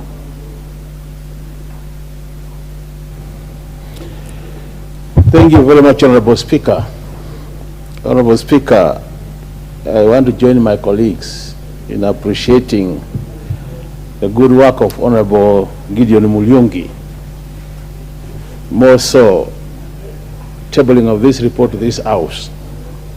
When you read the introductory part of this report, Honorable Speaker, it is clear that this report was tabled in the 12th Parliament, and the committee went out of their way to make sure that it doesn't become just another report on the shelves, but it is presented here for debate. The fact that, Honorable Speaker, we are discussing a report which is as old as 10 years old does not mean that the issues raised here are not also important issues today. When I look at this report, Honorable Speaker, there are some issues which have been captured here, which I think even today they are applicable. And the only thing we could possibly request Honorable Mulyungi and members of that committee to do is to make sure that in the next report then, they are able to work a bit faster to catch up with the current years, so that we don't start doing post-mortem of very many years which have already passed, Honorable Speaker. But Honorable Speaker, I just want to comment on a few issues. The first one, Honorable Speaker, is the issue of standardization of designs and activities. Honorable Speaker, if you look at the Act, the CDF Act, the National Government CDF Act, it clearly states that after every 2 years, you are supposed to conduct public participation. The fund manager and the board is expected to conduct public participation, so that through that public participation, members of the public who live within that particular constituency are able to say what are their priorities. And on the basis of that, Honorable Speaker, then it means that there will be uniqueness in terms of projects being funded from one constituency to another. Honorable Speaker, you have had some members here saying that some members are doing story buildings in terms of classrooms. You have just had the immediate member who has spoken before me talking about tiles in classrooms. And Honorable Speaker, I'm telling you, in some constituencies you can talk about tiles because students are studying under trees. So it means that there's no way you can compare a member with another. You need to look at the local situation and analyze the performance of that member based on that local situation. And that's why we are saying, Honorable Speaker, that is also applicable to the board at Nairobi. That when it comes to approval of projects, Honorable Speaker, we should have a built-in flexibility in the approval process. Because you'll find that while I might propose a project, my constituent might propose a project which is not in the normal menu, that project might be very important to that constituency. So unless you, Honorable Speaker, somebody is funding account government project as per the schedule, if it is a national government project, Honorable Speaker, I think it is important that it is supported. And I want to call upon the Nairobi board, together with the CEO, that they build that flexibility in the approval process, so that we don't lock out projects which are very critical to specific constituencies just because of applying a general rule.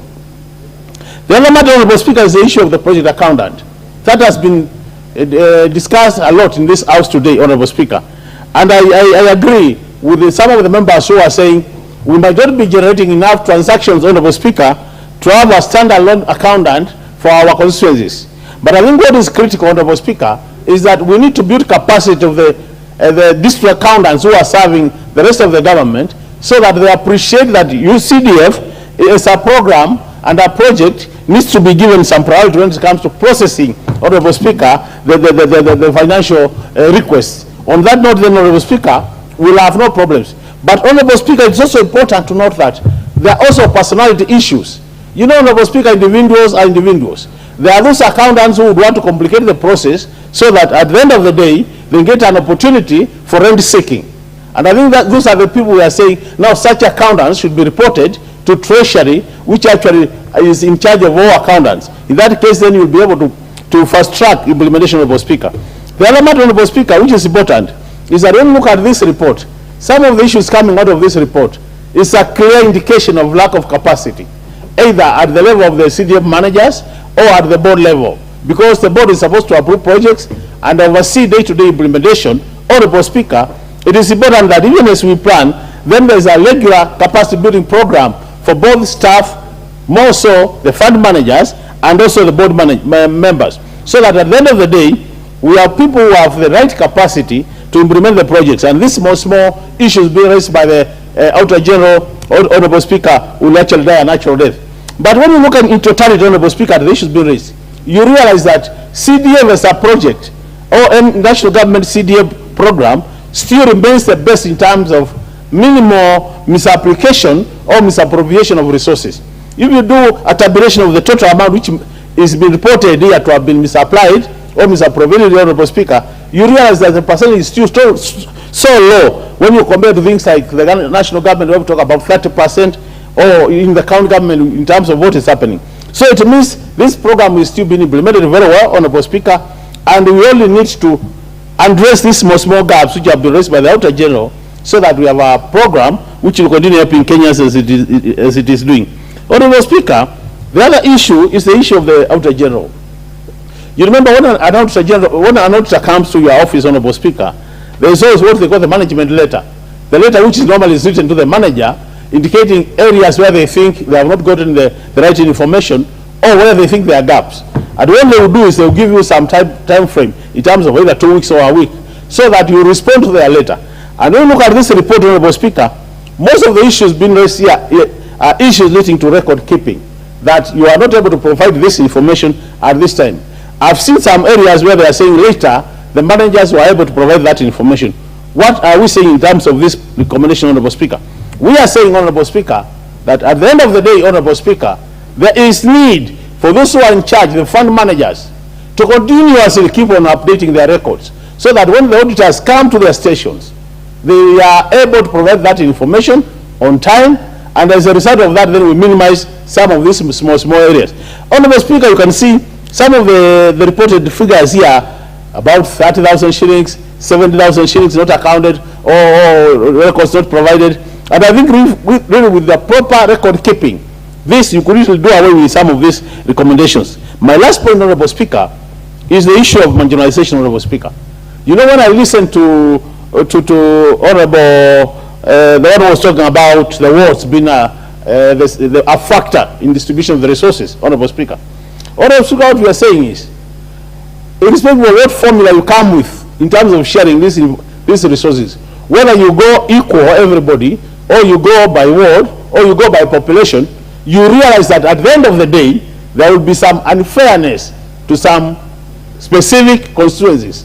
So what we should be doing as a house, as we legislate on this matter, is to minimize the unfairness, Honorable Speaker.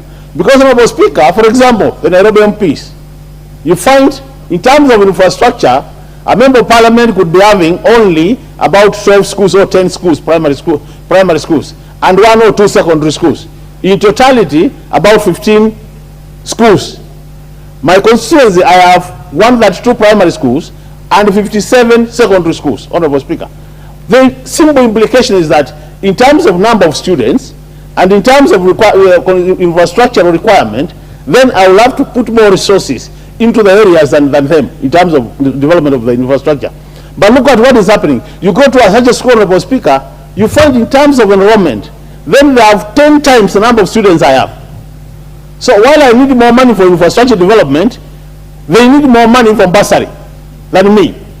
Their bursary allocation is at 5%, just like me. So you find when it comes to Nairobi, they are very disadvantaged in terms of sharing the bursary bit of the CDF, but then they have an advantage in terms of infrastructural development. And that's why I was saying, Honorable Speaker, we need to have an inbuilt flexibility so that those who have more students could easily write to the board in Nairobi, and the board approves more resources for bursary other than the maximum of that 5, and those of us who have fewer students can then apply to have more money channeled to infrastructure development. In that case, then you'll have a balanced development, which will be the benefit for all of us, and at the end of the day, we'll have developed our constituency through the energy CDF program to an extent that then Kenyans get value for money and we better their lives. And I think that's the whole objective of this program. With this many remarks, Honorable Speaker, I support this report and wish the committee well as they continue looking at the rest of the country. Honorable Mwalio. Thank you very much, Mr. Speaker, for the opportunity that you have given me to speak about this report on Centralized Funds Accounts Committee on the consideration of the report of the Auditors General. I want to say that although this report is too late, it says for 2013-2014, and the 2014-2015, and the 2015-2016, it is important that we tackle it the way it has come and the time it has been brought by the auditor. I would like to say that NGCDF is a model way of implementing the projects, of which many of the government institutions are able to learn from this institution called NGCDF because of the way we normally implement the projects. The implementation of these projects is very well calculated and is very well modeled, because from the public participation, where we pick the projects that the constituencies and the community wants them implemented, then you put them in the paper and you put them, you send them to the board so that they can keep the records of your public participation. And after that, you are required by a letter to write the proposals through the committee, the NGCDF committee that is in the constituency. That is where now the member of parliament is supposed to put in together what he promised the constituency members when you are doing your campaigns. All the declarations that you declared when you are looking for the votes, you put your thoughts together and then to put them in paper together with the help of the fund manager and the CDSC committee, so that you make the proposals and then direct them to the board. There is something that we have noticed, because I'm a member of that committee. This is my second term to be in that to be a member of that committee. That majority of the not majority, but a few of the members of parliament are not hands-on when the proposals are being prepared. You find that when you leave it to the committee members, they make mistakes. They put even water in that proposal. They put hospitals. They put roads, because you are the one who understands the act. That the act is supposed to implement 2 major government projects. That is education and security.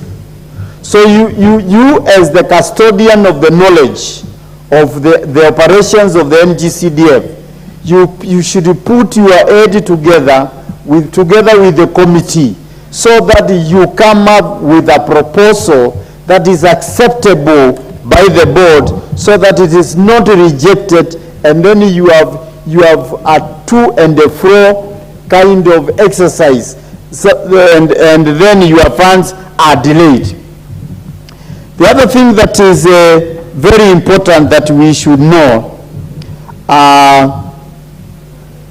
and which the auditor has also captured, is that the money that is dispatched to other government institutions like universities, secondary schools, and other institutions should be recorded. That is why the auditors went round and they insisted that every office should have an assistant accountant. It should have a clerk of works, and it should have an IT person. If those 3 people are missing in the constituency, you will find that the documentation is not done right, because the clerk of works is the one who supervises on a day-to-day basis of the projects, and be able to bring them to the fund manager to find out how far the project has gone, which percentage of the project has been done, and what is the issue with any project, if there's a substandard workmanship or if the work is going on well. Number 3, almost in all this in the auditor, the report here, it says that the auditor cited lack of supporting documents. Supporting documents on what you have given out. If you are paid to Kenyatta University a bursary for 50 students, did the Kenyatta University acknowledge with a receipt of the total amount of the money that the NGCDF sent as a check to the university back to the constituency, so that the manager can file it for the auditors to come and examine that 50 students were paid, with their schools were paid so much for Kenyatta University? That is what the auditor has cited as lack of documentation and maybe the filing. Also, in terms of projects, as was the projects opened in terms of a tender, was there minutes for opening? Was there a report of the procurement officer who is attached to the constituency, even if they are attached, 2 of you, 2 constituents are attached to one procurement person? Was there a report of the opening of the tenders? And if there was a report, how were the awards done. That kind of report is what the auditor is citing on this report, whereby the committee has been checking upon. Also, there is the 4 members committee, whereby the member of parliament is the chairman. An oversight committee, whereby periodically 4 times in a year, that committee is supposed to go around, inspect, and give a report of all the projects that have been done by the contractors and have been supervised by the clerk of works and the engineer who is attached to those constituents, so that the report, the feeling of the oversight committee can also feel what is the workmanship, is their value for money, even before the auditor comes to go around and inspect the projects. And also the NGCDF Committee of Parliament that goes around to check whether there is value for money in all the projects that are done in the 290 constituencies. Something that we have also noticed is that some of the NGCDF allowances and are paid in their own meetings. The auditor cited that there was no minutes found, but the payments were found to be paid to the CDFC committees. So where were the vouchers? The vouchers to be filed, signed by every individual who has been able to attend the meeting, and also the minutes of that meeting, and everything that has been necessitated for the payment of the money. Because I can see my time is over, the MPs should be involved, should be hands-on to know what is going on.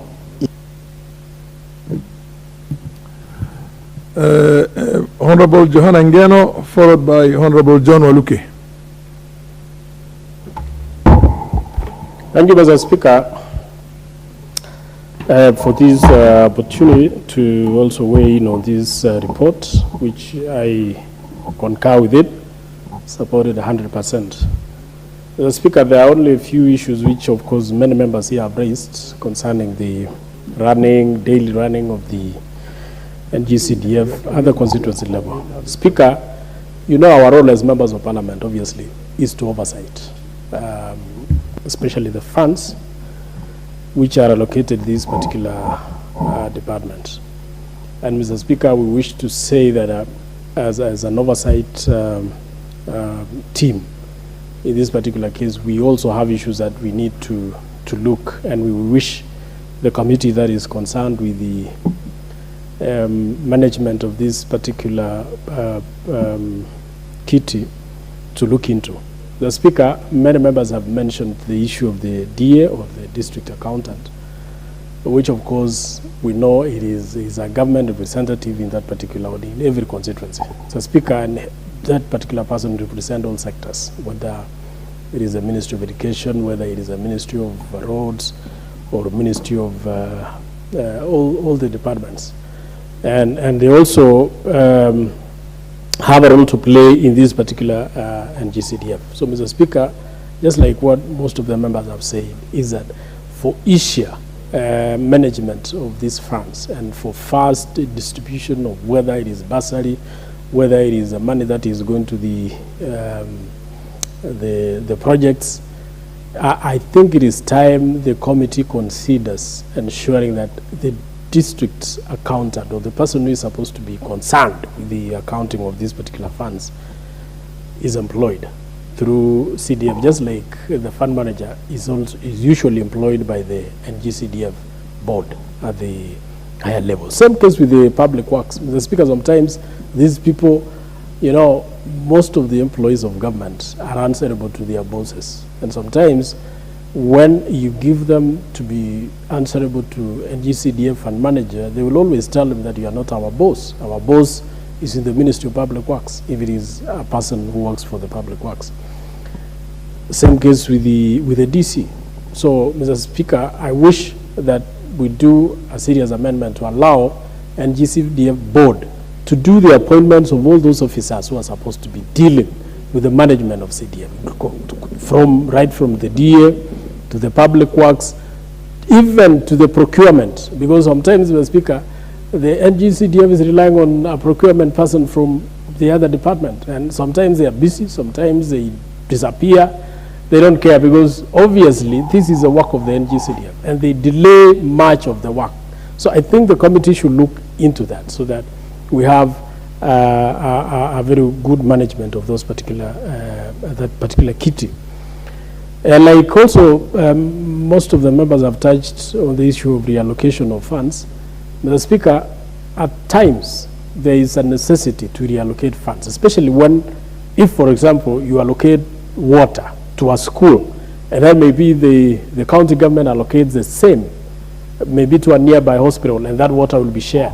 Then obviously there is need for a particular constituency or a particular fund manager to reallocate, to the committee to reallocate that money to something else.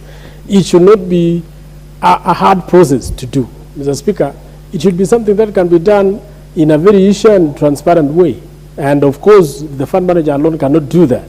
He has to give, he or she has to give the authority, or the authority has to come from the board, so that it can be properly noted, and addendum should be sought from that particular board. Mr. Speaker, this report also, like most of the members have said, is a stale report dating back to around 2013, around those ages. Mr. Speaker, we're in 2023, and we should be, actually, this is not a very huge sector in government. We wish to ensure that the Auditor General should be looking into these matters, so that we deal with matters which are current. We should not be waiting for 5 years, 6 years, 10 years to look into a report. Because this report is stale, it cannot even help anybody. Even if you were to benchmark on it, it doesn't have any vital information that can help anybody. So, Mr. Speaker, I wish to say that the work of the Auditor General is to ensure that we get the reports as early as possible, so that we can debate it, they look at it and implement it. Mr. Speaker, just like what members also have said about the amendments to parts of the NGCDF, Mr. Speaker, I believe also that this particular kitty was handy, and it came like an equalization fund. Remember, Mr. Speaker, the developments that normally go to the constituencies, or even our wards or our counties, either go as an allocation through the county government or as an allocation through ministries. Mr. Speaker, there is a fact that we must all accept, that even whatever government that we have in place, there are some situations that those governments behave. So that even the ministries which are allocated money, you allocate money to Ministry of Water, Ministry of Roads, Ministry of whatever. Mr. Speaker, there is usually a marginalization in the allocation of funds countrywide. So that you find some areas have never gotten any allocation, either for roads or for water or for education or for all those other projects that are supposed to be in every constituency, Mr. Speaker. So the introduction of this NGCDF was so that whether you are in government, whether you are in opposition, whether you are, you know, all those kind of things, whether you have a minister from your constituency or not, it doesn't matter, because this money will still access those particular areas, Mr. Speaker. Secondly, Mr. Speaker, whether you have had a presidency or not in your constituency, in your county, in wherever you come from, you will still get this money. So this money came like an equalization fund to areas which have been marginalized for many years, Mr. Speaker.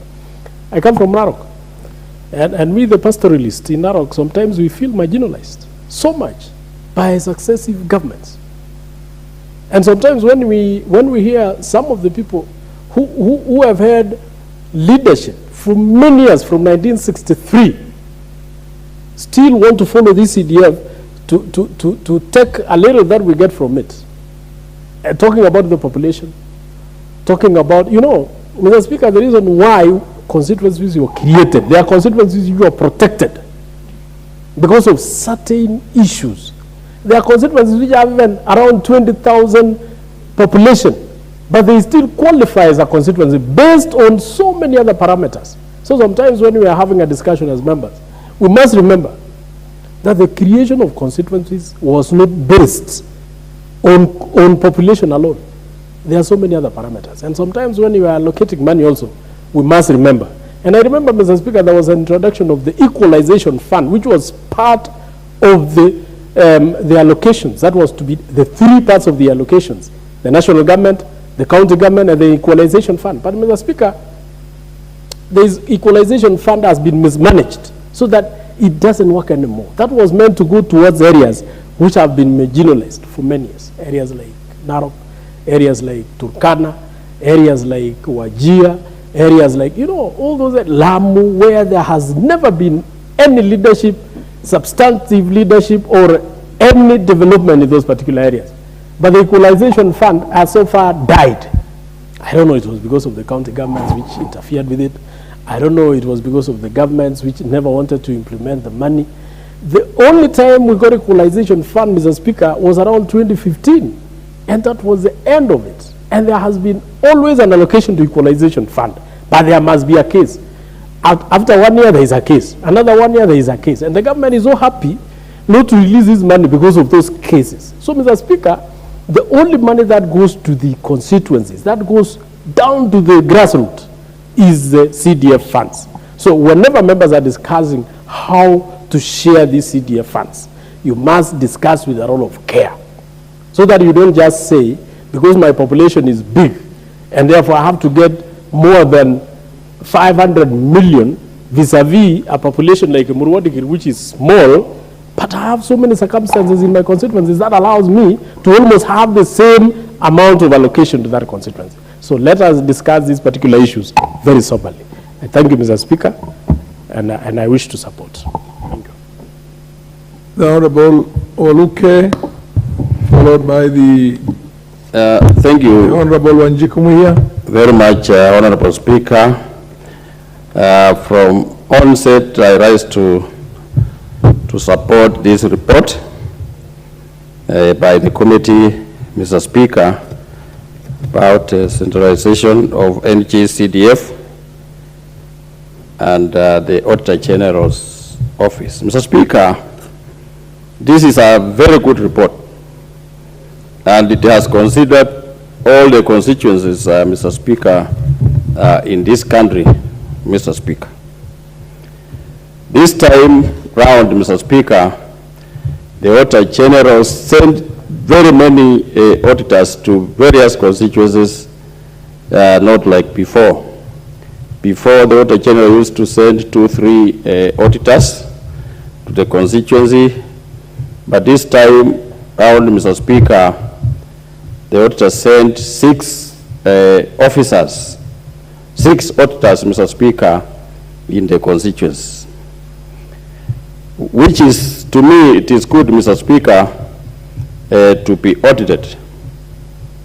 And the work of the Auditor General is to make sure that we get, or the government and the people of Kenya gets value of their money, Mr. Speaker.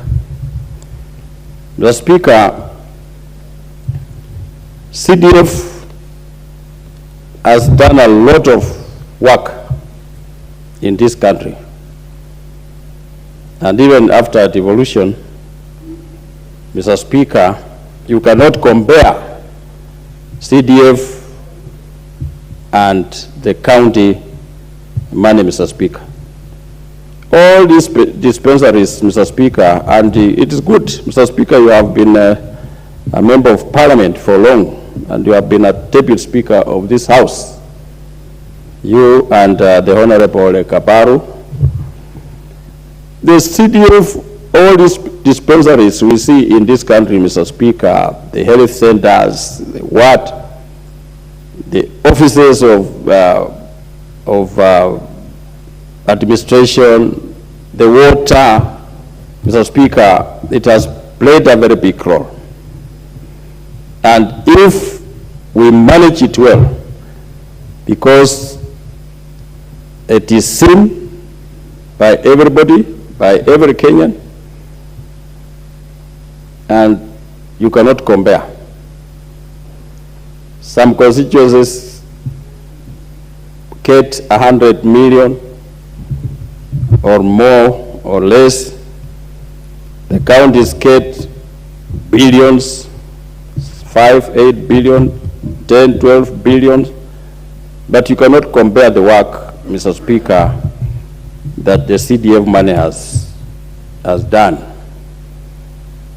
It is good that, Mr. Speaker, that the management of CDF, sometimes it is slow in terms of allocation. If they improve on that, Mr. Speaker, so that we be quick when the money come, we can use it very fast to make sure that we build this country with this money, however it is little. The people who have let this country down, Mr. Speaker, are Treasury. People in Treasury, Mr. Speaker, they think that the money in Treasury is their money. They don't think that the money is for the public. So that the ones that lay to, Mr. Speaker, you finished your time. Mr. Speaker, they think that the money in Treasury is theirs. And they delay, Mr. Speaker, giving the monies to the CDF board. And not only even CDF, but in all ministries, they have ever with that delay, Mr. Speaker. With the current government, Mr. Speaker, movements should be quick. Order, Honorable Luke. Honorable Mwali, you cannot inform a colleague by force. The standing orders allow you to inform a member who is willing to be informed. Honorable Waluke is clearly unwilling to be informed. So allow him to continue. Thank you for protecting me, because he has been on every member who contributes, he has been standing with the point of information about 3 or 4 times. So he just wants to interfere with some members to consume time, Mr. Speaker. Mr. Speaker, this country,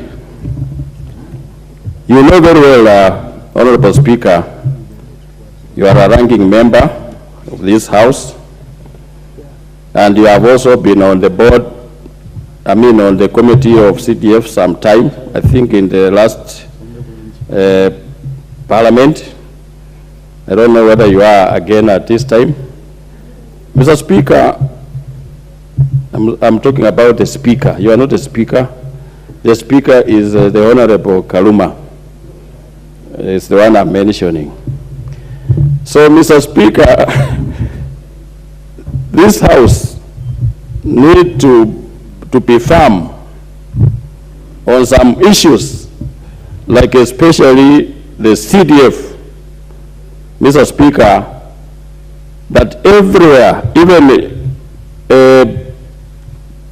in the global, we have had members of parliament from different countries coming to this country, Mr. Speaker, to do benchmarking, wanting to know how we use our CDF, which is a good thing, Mr. Speaker.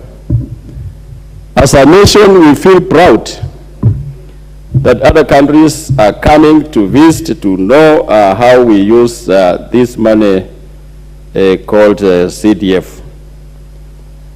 Mr. Speaker, generally, as members of parliament, we need to support CDF. We need to show also to the public that projects are done well, because our work is to make sure, it's our oversight, to make sure that we oversight properly, and problems of CDF, Mr. Speaker, will come down for those areas which are having problems. Nairobi is a city, Mr. Speaker. We get equal money with the rural constituency like yours, Mutembei.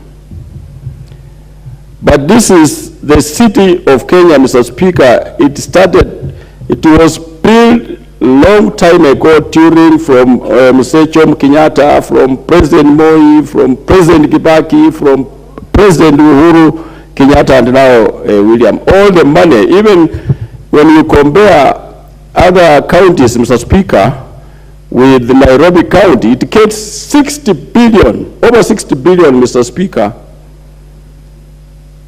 compared to others get 4 billion, 5, 6, 7 billion. And all the money sink in Nairobi city to build the city. So, Mr. Speaker, we need to check into this again, that the bill that was passed, Mr. Speaker, last time when we had gone to for campaign, it was passed, Mr. Speaker, by only 22 members of parliament. Others were not there. We had gone already to start campaigning. So they took advantage of passing that bill, Mr. Speaker, considering votes, not the constituency. And they did not read the constitution, how it stipulates. 22 members of parliament, Mr. Speaker, cannot amend the constitution. There were very few, and we need to bring this bill back to this House, Mr. Speaker. And if not, Mr. Speaker, we go to court. For some of us, our constituencies that have three wards or 4 wards, Mr. Speaker, we need. The Member of Parliament for Kipipiri, the Honorable Wanjiku.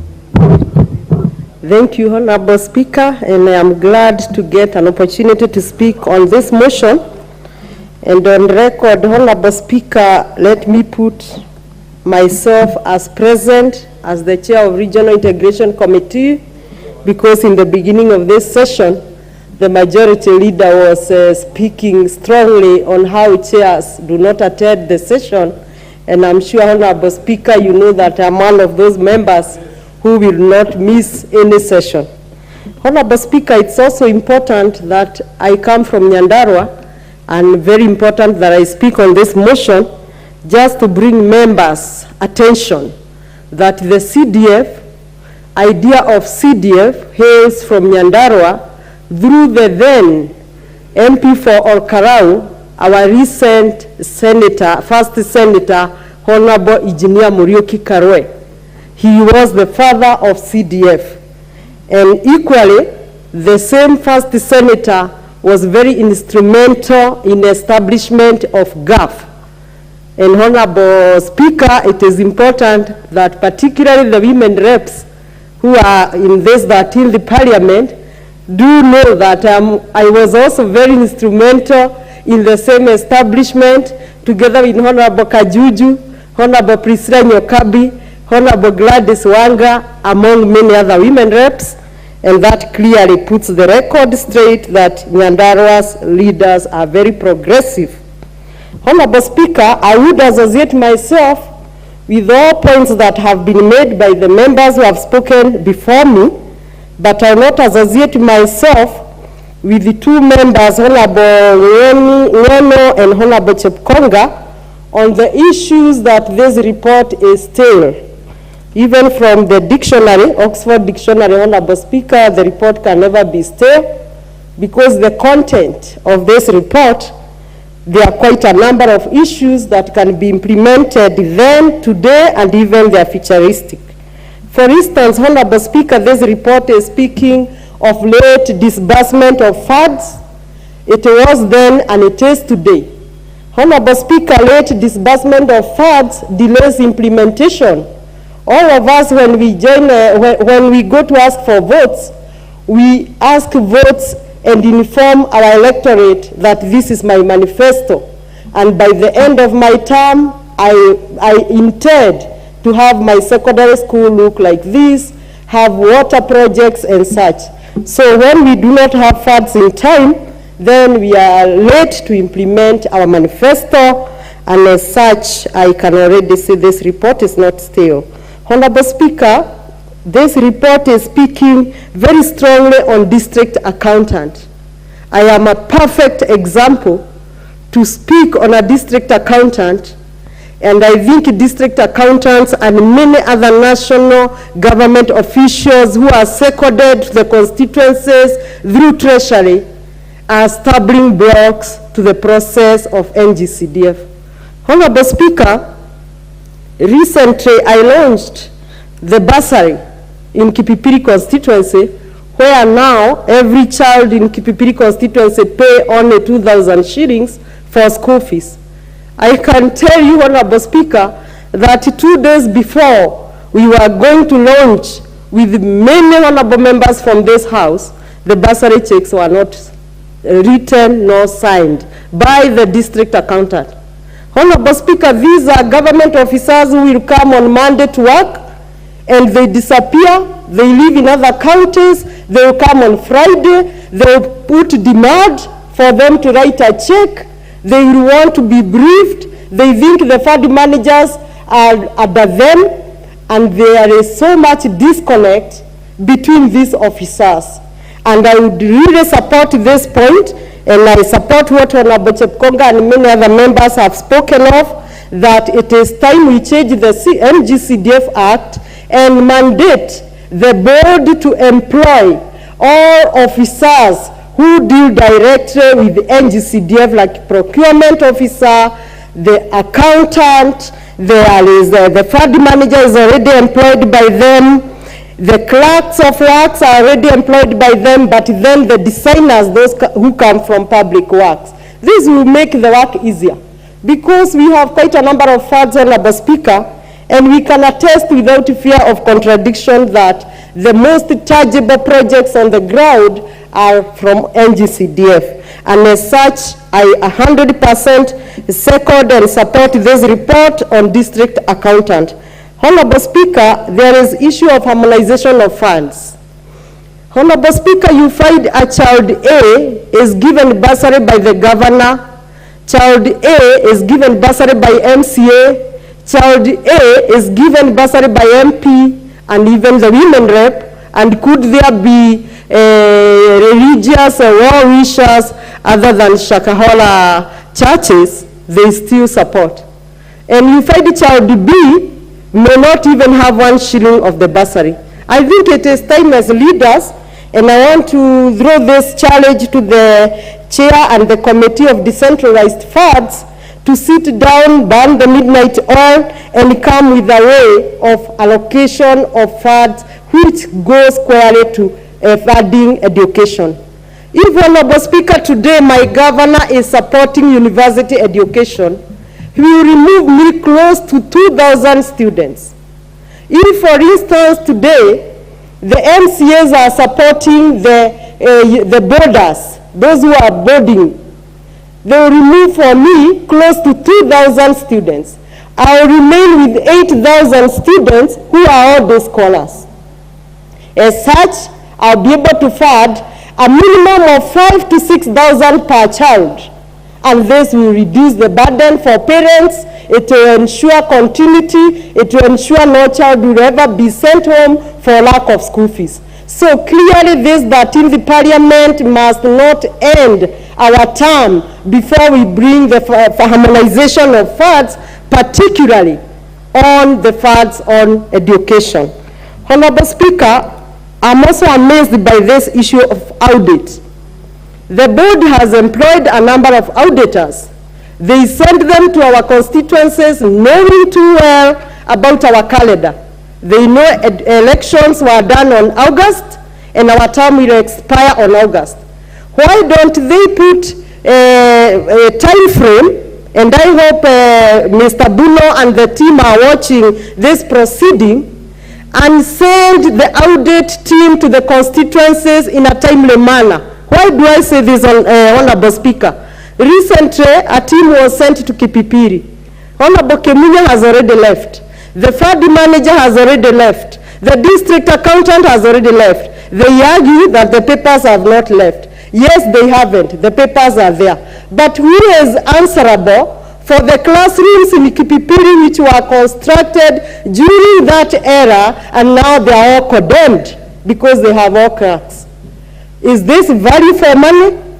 Are we as oversights of different funds in our country standing for value for money? So I think it is time that the committee on the centralized funds call the CEO and the team and let them send the auditors in a timely manner before the term ends of the 13th Parliament, so that I'm squarely with my people, liable and responsible. As I conclude, Honorable Speaker, there is this issue of wards, the funds allocation on wards. Honorable Speaker, I happen not to have been in the 12th Parliament, but I don't know who informed this method. I have one ward which has more than 34 schools. So, but I have 4 wards. So when I am allocated NGCDF fund in accordance to the 4 wards, I'm obviously disadvantaged. Because one ward is carrying maybe 2 times of another ward in another constituency, even a very neighboring constituency like Kinagop, because I may have more schools. Because I see my time is lapsing, Honorable Speaker, I wouldn't like to leave the floor without speaking on the allocation of funds, because the current times the governors are on the ground and they are doing projects. When a project is intended to happen and it hasn't happened, let's not make the reallocation of funds a very tall order to avoid the happening of reallocation of funds. I don't know if a minute will find me, but I want to say that some contractors also are very low. They do not follow the specs given. They do poor work, like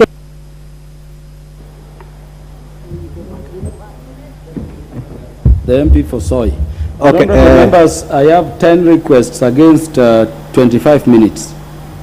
So if we could compress whatever we are saying so that you accommodate colleagues, it would be very good. Proceed. Okay, thank you very much, Mr. Speaker. I would like to support the report by the chair for the decentralized funds. First, CDF is the cornerstone of development within the constituencies, and its support by the executive and also in terms of the regulations by this house will go far in terms of ensuring that what the members have promised their electorates, they are able to deliver. There are quite a number of challenges that needs to be addressed, Mr. Speaker, sir. First is the issue of the bodies that are involved within the ECDF committee. We have one, we have the district accountant. Second, we have the fund manager. Then we have the CDF committee led by the chair. Sometimes you will find in some situations they are not talking in tandem with one another. Each one is trying to do their own things. And in a situation, if I can talk about the fund manager, it is very important, especially to the committee that is concerned with the NGCDF, that is the SIRMA committee, to bring all the fund managers to retraining to make sure that they are all talking in the same frequency, because you will find out that some members are very good fund managers, some are very bad fund managers, but all these fund managers are under the board. So it is very important that I was thinking, because even in Soy, we have been forced to use acting fund manager, because the other fund managers, you could, they were so slow in terms of implementation, and they seem to understand in their own way that were not in tandem with the committee. So it is very important that all the fund managers they are brought together, they are given enough training so that each fund manager can deliver the same as the other fund manager. In terms of the district accountant, I think it is important that we create a NGCDF that can work in harmony. My proposal is that all these officers, instead of being scattered around, be brought under one roof, that is under NGCDF, with the authority of the chairman, so that we have the NGCDF employing the accountant, they employ the procurement officer, and also the fund manager becomes just a secretary to the committee, so that things can flow. Because otherwise, I can tell you, listening to most of the members when they are talking, there are quite a number of issues that need to be addressed. Then on the issue of the projects, you will find out that the fund manager will be very quick in terms of paying committee sittings and things like that. But when it comes to paying for the projects, they are very slow in implementation. And some projects where you will find that maybe they have interest. There is this other ministry for the public works. What they do is that they tend to inflate the prices of projects, and those projects, sometimes they are not done well. But when you are doing oversight and you want to find out what happened, everybody, funny enough, just decide to disappear from space. And sometimes getting the officers to look at that project conclusively, it becomes very hard. And then you are told that you cannot proceed until you assign ongoing projects money so that you can proceed with the new projects. But those ongoing projects, you can feel very well. Everybody, or the public can see that the money was not used well. Everyone can see the money was not used well, and they want you to add more money so that you can proceed with the new ones. So I believe the board should let the NGCDF at the constituency level work.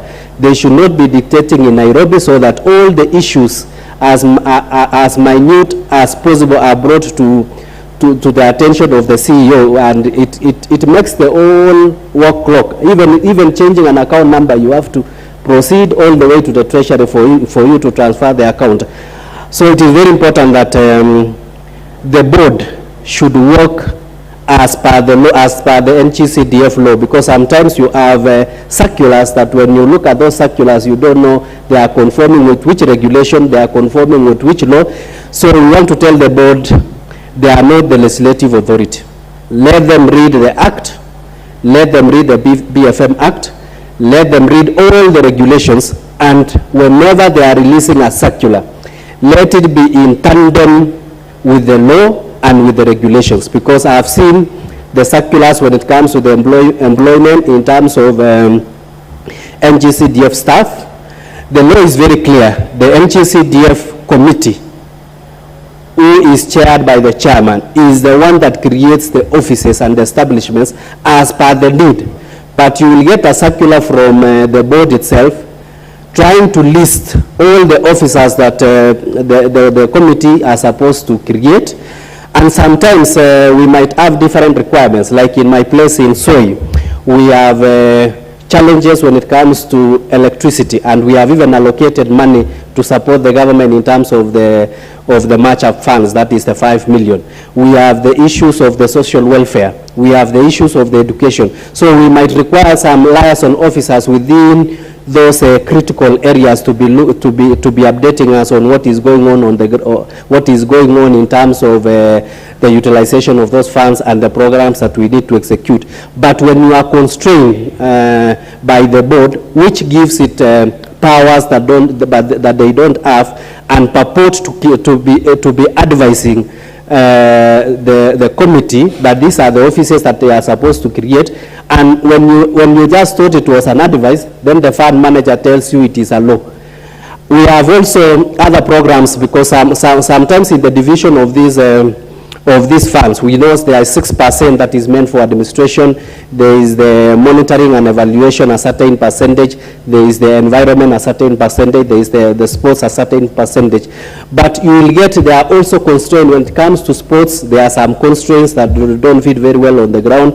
When it comes to the environment, you are told you can only take it to the schools. You cannot support the groups of youths who are involved in terms of growing tree seedlings. And sometimes you want to reduce on the issue of administration. Like you have a case whereby if the money has increased, the administration should remain constant, but you will have the fund manager insisting that the administration also should increase, and chances are those money are not meant to do any project. So I believe what should happen is we should have less in terms of the board being involved in the day-to-day management of the NGCDF committees, and let them work, and then they can just deal with policy. And whenever they are dealing with policy, let the policy be in tandem with the law, with the BFM Act, and all the regulations that have been passed by this House, but let them not go a notch higher in trying to be the legislative arm themselves.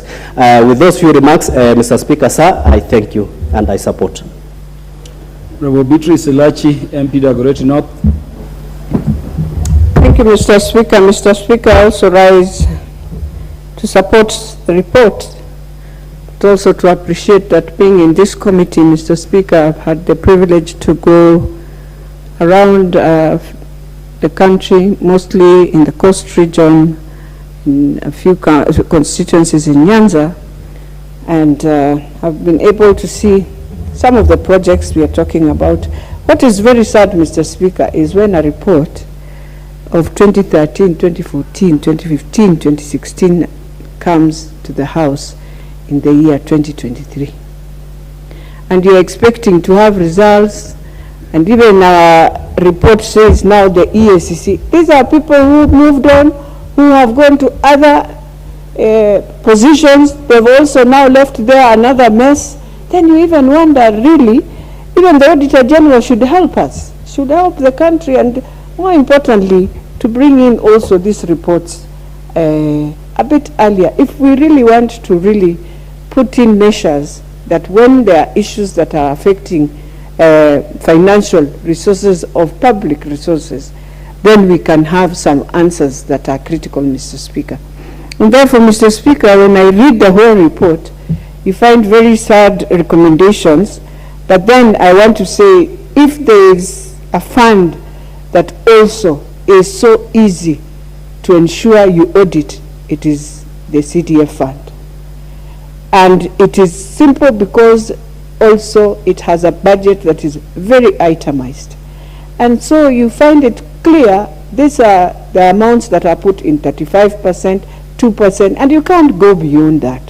So we are talking of 2013, 2014, 2015, 2016, 2016, when we have changed again the law, Mr. Speaker. So sometimes then it becomes, as much as they've spent public resources, anyone who runs to court, and you know that, Mr. Speaker, will use so many words to run around from really being taken to account for what they have done. And so for us to move forward, one of the things that we have to do, and even the board must appreciate, that indeed all fund managers, I think it is time the committee in Parliament have a retreat with them.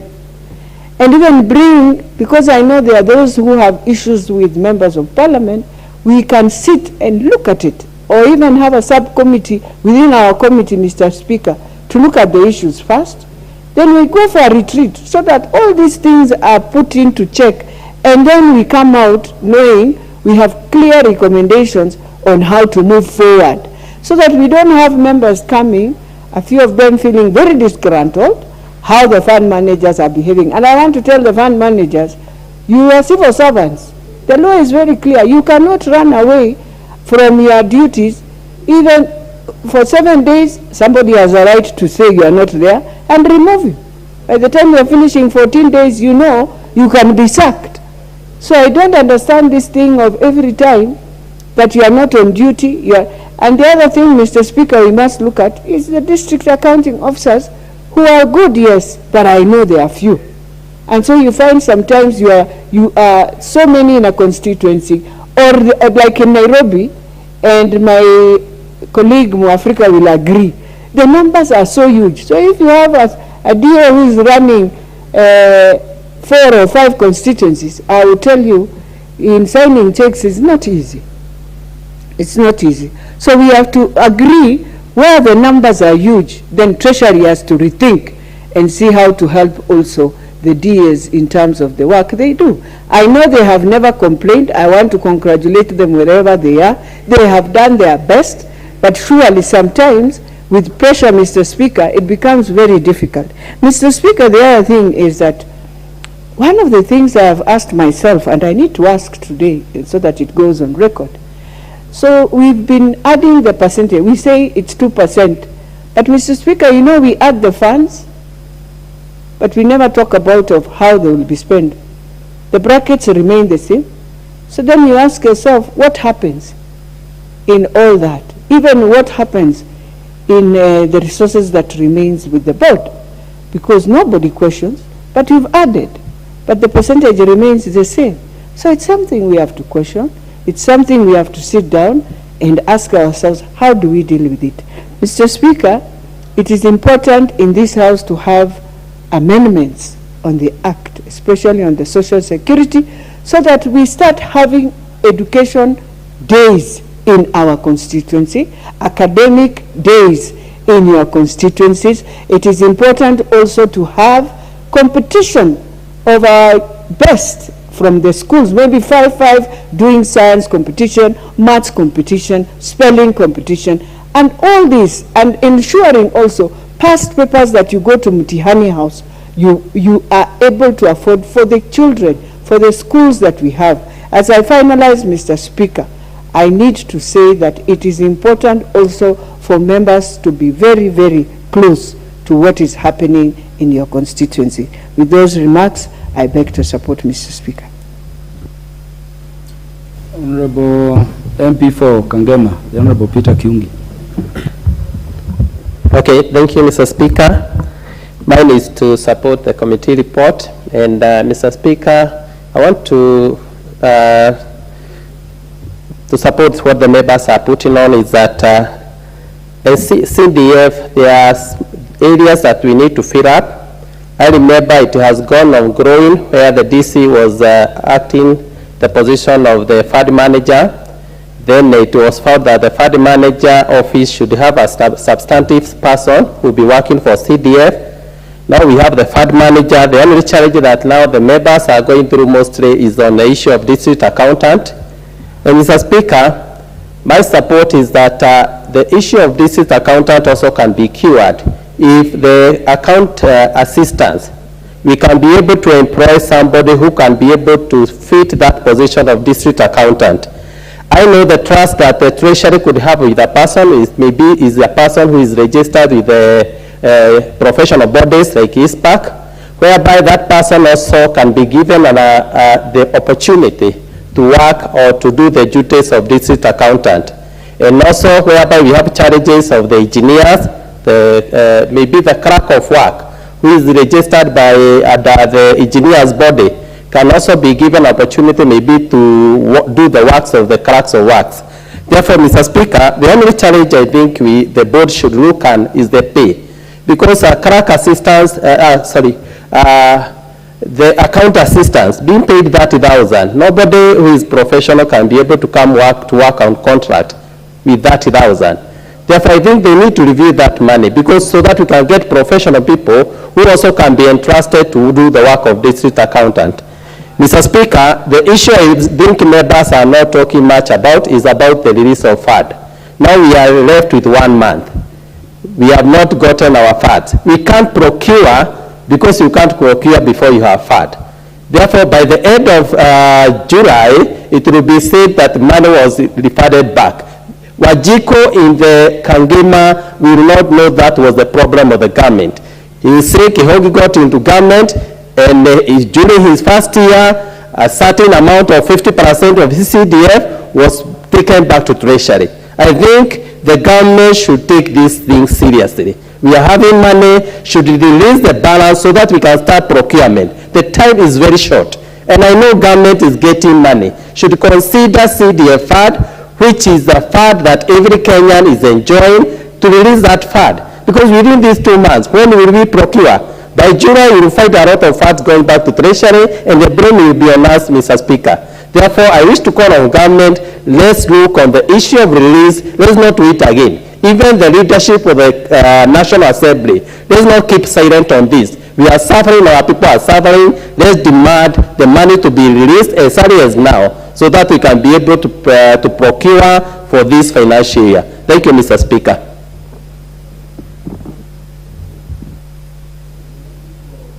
Just remain the Honorable Paul Biego. Thank you, Mr. Speaker, for giving me this opportunity, which I've really waited for.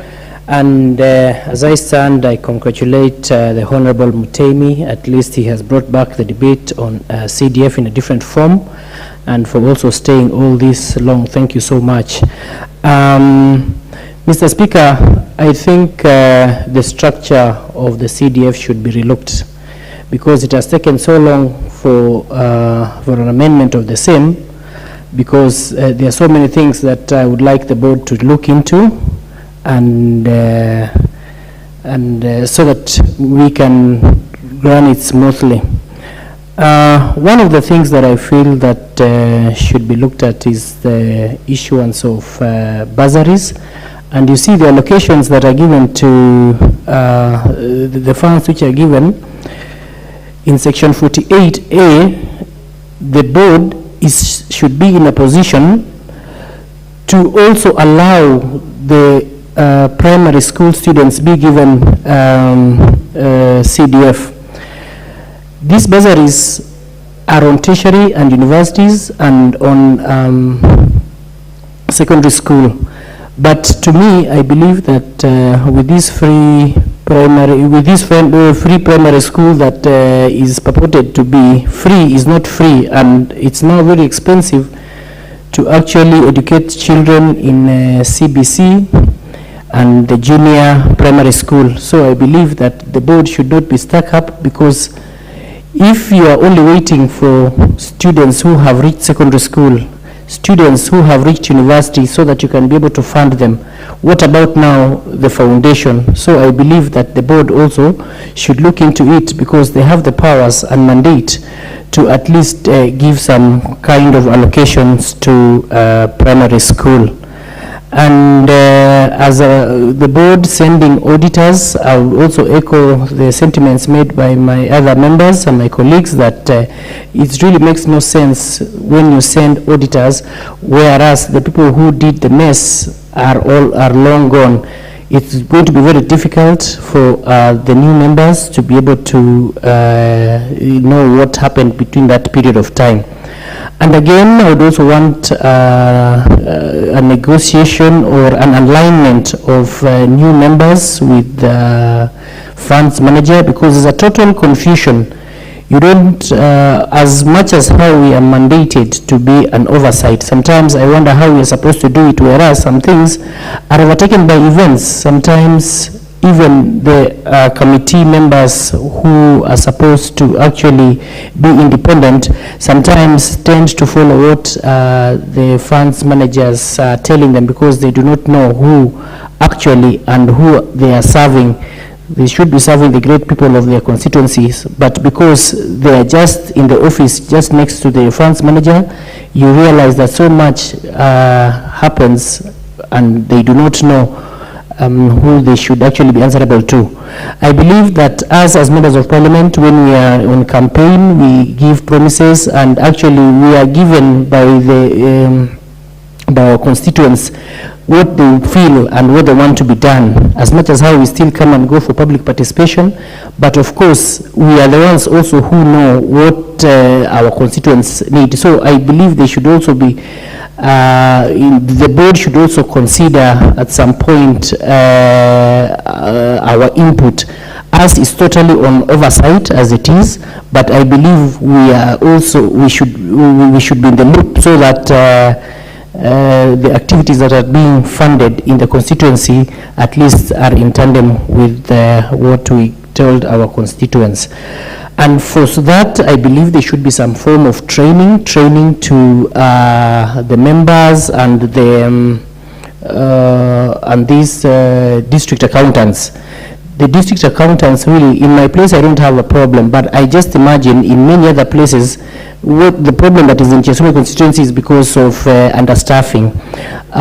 These DAs sometimes are understaffed and they are beyond us, and sometimes we may not get work done in the proper and right time because of understaffing. So I would suggest that we also train our own, or even our own accountants who are in our constituencies, to have some kind of mandate or to be an assistant to the DAs, so that with equal mandate.